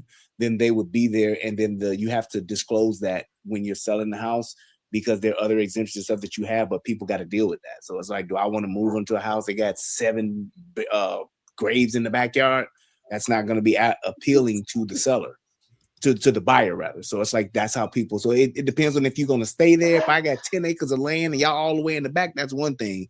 But if I'm on a quarter or a half an acre and I can look out the back window and see fucking 4 headstones, then that's totally fucking different. I ain't gonna want to do that. But most people that do it don't sell. It stays in the family. But yeah, most people who have properties like that, they stay in the family and nobody ever leaves because that's what they do. So, but you do get certain exemptions for that shit. It's crazy. Thank you for explaining. It is after midnight. It is 12:30 in the evening for Tommy. Beard Gang, go ahead with your final thoughts. I think we dropped enough gems for the evening. Yeah, for sure. Yeah, this is a great episode. Especially dealing with estates and legalese and all of that. That's up my alley. But yeah, my final thoughts is another loophole is doing the Homestead Act. People look into that. And that new deal that we got after the stock market crash in 1929, that's how the HOAs came into play in 1934. So you got to look at that too. That's some crazy stuff there. But yeah, another great show. Love y'all. See y'all next week. Peace. Good night, Beard Gang. See you next week. Wilbur, final thoughts, please. Oh, yeah, there's some bad fathers out there, but it's some on low key. There's a lot of bad mothers. Way much more than there are bad fathers. That should be high key. Go ahead. Hey, you better let William hear that. We better let William. Exactly. That's who I want to hear that. And I appreciate y'all having me. And Tommy, Brian, and Melanie. Yeah, have a nice night. Have a good night, Wilbur. Thank you for being here. Lauren, this is your first time being here, but you dropped great knowledge. We would love to have you back. Go ahead with your final thoughts, please. Yeah, I've been up a few times. I haven't been on when you were on, but yeah, I've watched Tommy regularly. But I think also this was just, I think moving forward, parents, grandparents need to sit down, with their children, have everything ironed out, discuss the matters of what they have to make sure that if you want to keep everything within the family, y'all do what you need to do to get your affairs in order, so that way it isn't any drama between everybody when it comes to that time where somebody has to pass on. Everybody know what the deal is. And I think it also should be an important lesson, financial literacy taught in schools to the younger generation as well. I think they need to really educate these kids on just simple matters. You'll be surprised how many people know how to fill out their own W-2 forms. So I think that is one of the lessons I feel that could be taught, especially to younger kids. Move on. Wonderful. Thank you for being here. We appreciate you. We'll be here every Tuesday, so definitely come back. Have a wonderful night. And the royal penis is clean, Your Highness. You guys have been awesome. Blanche, tell them where they can find you. You can find me on all platforms at He Is Blanchard on YouTube, Instagram, Twitter, and Free Blanche on Rumble and TikTok. Brian? You can find me on YouTube at Brian's Brain Podcast. And you can find me also on Rumble at Brian's Brain Podcast as well. And thank you for having me as always, brother. I appreciate you and love you guys. Melvin, you're doing a great job. My final thought. Yeah, my final thought would be estate planning. It's something we don't know about, but it's not very difficult to do. Whole life policies when your children are very young, they're very cheap, and it can help them when it comes to them becoming adults and getting in college. If you got money, get a trust. Period. Point blank. Get your trust and get some insurance. It's a few dollars a month, and especially if you can't afford a whole life policy now today, go ahead and get a term policy, because 10 years, it seems like it ain't a long time, but a lot can happen in 10 years, and you don't want to leave your loved ones with the burden of even having to bury you or leaving your loved ones high and dry with nothing when you pass away. Give them something. It's not expensive. It's not as expensive as you think it would be to just get a simple term life policy for $50,000, $100,000. They're giving them away. You just got to make sure you pay them. When you get them on auto pay so that you don't miss. And if you get a reputable insurance company, they pay out, and that's why I got State Farm, because they ain't asking no questions. They ain't doing no investigations. They ain't looking for no loopholes. They dropping that check in 7 days, guaranteed. And can't you? I don't know much about them, but the term life, can't you like borrow money against it after a while? Like if you just needed some money, you can. Once you get so much against it, with the whole life, you can. And the whole life, when you get a whole life policy on your newborn, $25,000, and by the time they get grown, they can actually borrow against that for college or whatever the case may be. Once you get that money rolled into it, and even once you have, and if you got a trust and you got $1 million policy on yourself that goes into your trust, you can borrow off of that if you got that kind of stuff set. It's just a matter of getting it set up, and you get the keys to a lot of different things when it comes to borrowing money, spending money, and things like that you don't always have to go to the bank to do. So just look into it if you don't know. Don't take my word for it. Look into it. And Blanche, did you have a final thought? Yeah, I would just say the Bible says that, my people perish for lack of knowledge. And I think that that's probably the main issue, is folks just don't know. And a lot of folks got too much pride and want to learn. Last week, I said, my mom put me in the dark, and Tommy was like, that's abuse. I said, abuse? It never dawned on me that was abuse. And I was like, well, I've been thinking about it all week, like, dang, that might have been abuse, because y'all been thinking about all this stuff. And so I like them on this show because I hear different perspectives and people challenge, things that I thought. And even when I said my mom cried to my uncle, they was like, she should have been crying to you, and it's just like a lot of stuff that I, kept for so many years. And so I love being challenged, mentally. I love learning about all this stuff, even, life insurance, property taxes, all of this stuff. And so I think it's just a hidden gem. This show really, truly is just awesome in my opinion. But thank y'all for challenging me, though. That's what I wanted to say. Thank you, brother. And I'm going to say this, and I'm going to leave it in your hands, Melanin. To piggyback off of what he said, my last thoughts is just that. the last part of what we were talking about kind of hit home with me. I know I make jokes about the life insurance and shit like that, but I was like, just to watch this happen to this man and know it's happened to a lot of men, women, or whatnot, because there's no real bad guy in this story. If you think about it, I mean, the wife was still his wife. The mom was doing what she felt she needed to do because that was what he signed for. And it's just, we don't think, I'm sure he thought like I think at 50, at 56, I'm going to be here forever. And then you're not. And the people are left with it. I don't want nobody to have to set up no damn GoFundMe to have to bury me or nobody in my family. But it's come to a point where people have said, well, with the advent of GoFundMe, I don't have to take care of myself. I don't have to take care of my family. They'll just put up a GoFundMe. Everybody's okay with that now. People who have money. When the brother said earlier, he said the wife or the husband don't even know what's going in or what's coming out of the bank. How many of y'all actually sit down and talk to the person you with and say, here's how much I have coming in every month? Most of us won't even give the person we're in a relationship with our PIN number. So that's what got me today. I said, but damn, all it takes is one, the guy up the street from me, the one who didn't want to go with me when I went over my neighbor's house to look at his chickens and goats and stuff. He was mad because they liked talking to me. Somebody hit his mailbox. He blamed it on me. He did. He said, yeah, I did it. That I knew somebody who did it, but he didn't tell me. He told his wife. I drove up in the parking lot and because I said, hey, what happened to y'all? So she said, he didn't tell you. He didn't want to bother you with it, but he thought you did. And I was like, what? And then 4 days later, he was dead. You know what that tell you? Stop blaming me for shit I didn't do. But no. But it's not funny, but he dead. He had a wreck on a motorcycle. And what's scary is, yes, and what's scary is when you come to my house, every time you drive past their house, he's 2 houses front down from me, the motorcycle is still in the driveway.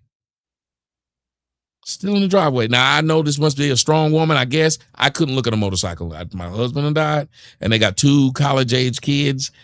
And all I kept thinking was, I was just mad at this nigga 4 days ago for not talking to me.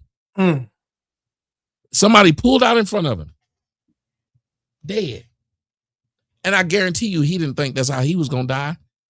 But then who thinks they going to die anyway? Most of us think, unless we got term illness, we already making plans for what we going to do for. I'm already telling y'all what the fuck I'm going to be doing for Avengers Doomsday. I'm up there watching the clock. Nigga, your doomsday might be tomorrow.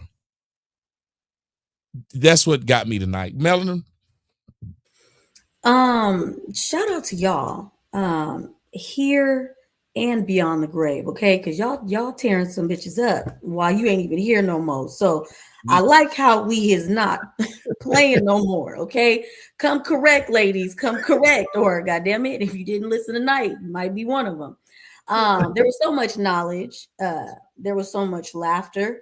And even a moment of mental confusion, we were able to bring it back and drop excellent gems. So to the young men out there, if you take nothing from this and do no research or try to go look for any information, you don't want it, because it was definitely presented here tonight. Shout out to y'all over there on Rumble. Y'all definitely lit it up tonight. So we definitely appreciate that. Well done. Everybody over here on YouTube as well. Thank you for the super chats and all of the engagement. I am Melanin Legacy. You can find me on YouTube, Instagram, and TikTok. As always, Brian, Blanche, Tommy, I appreciate being here.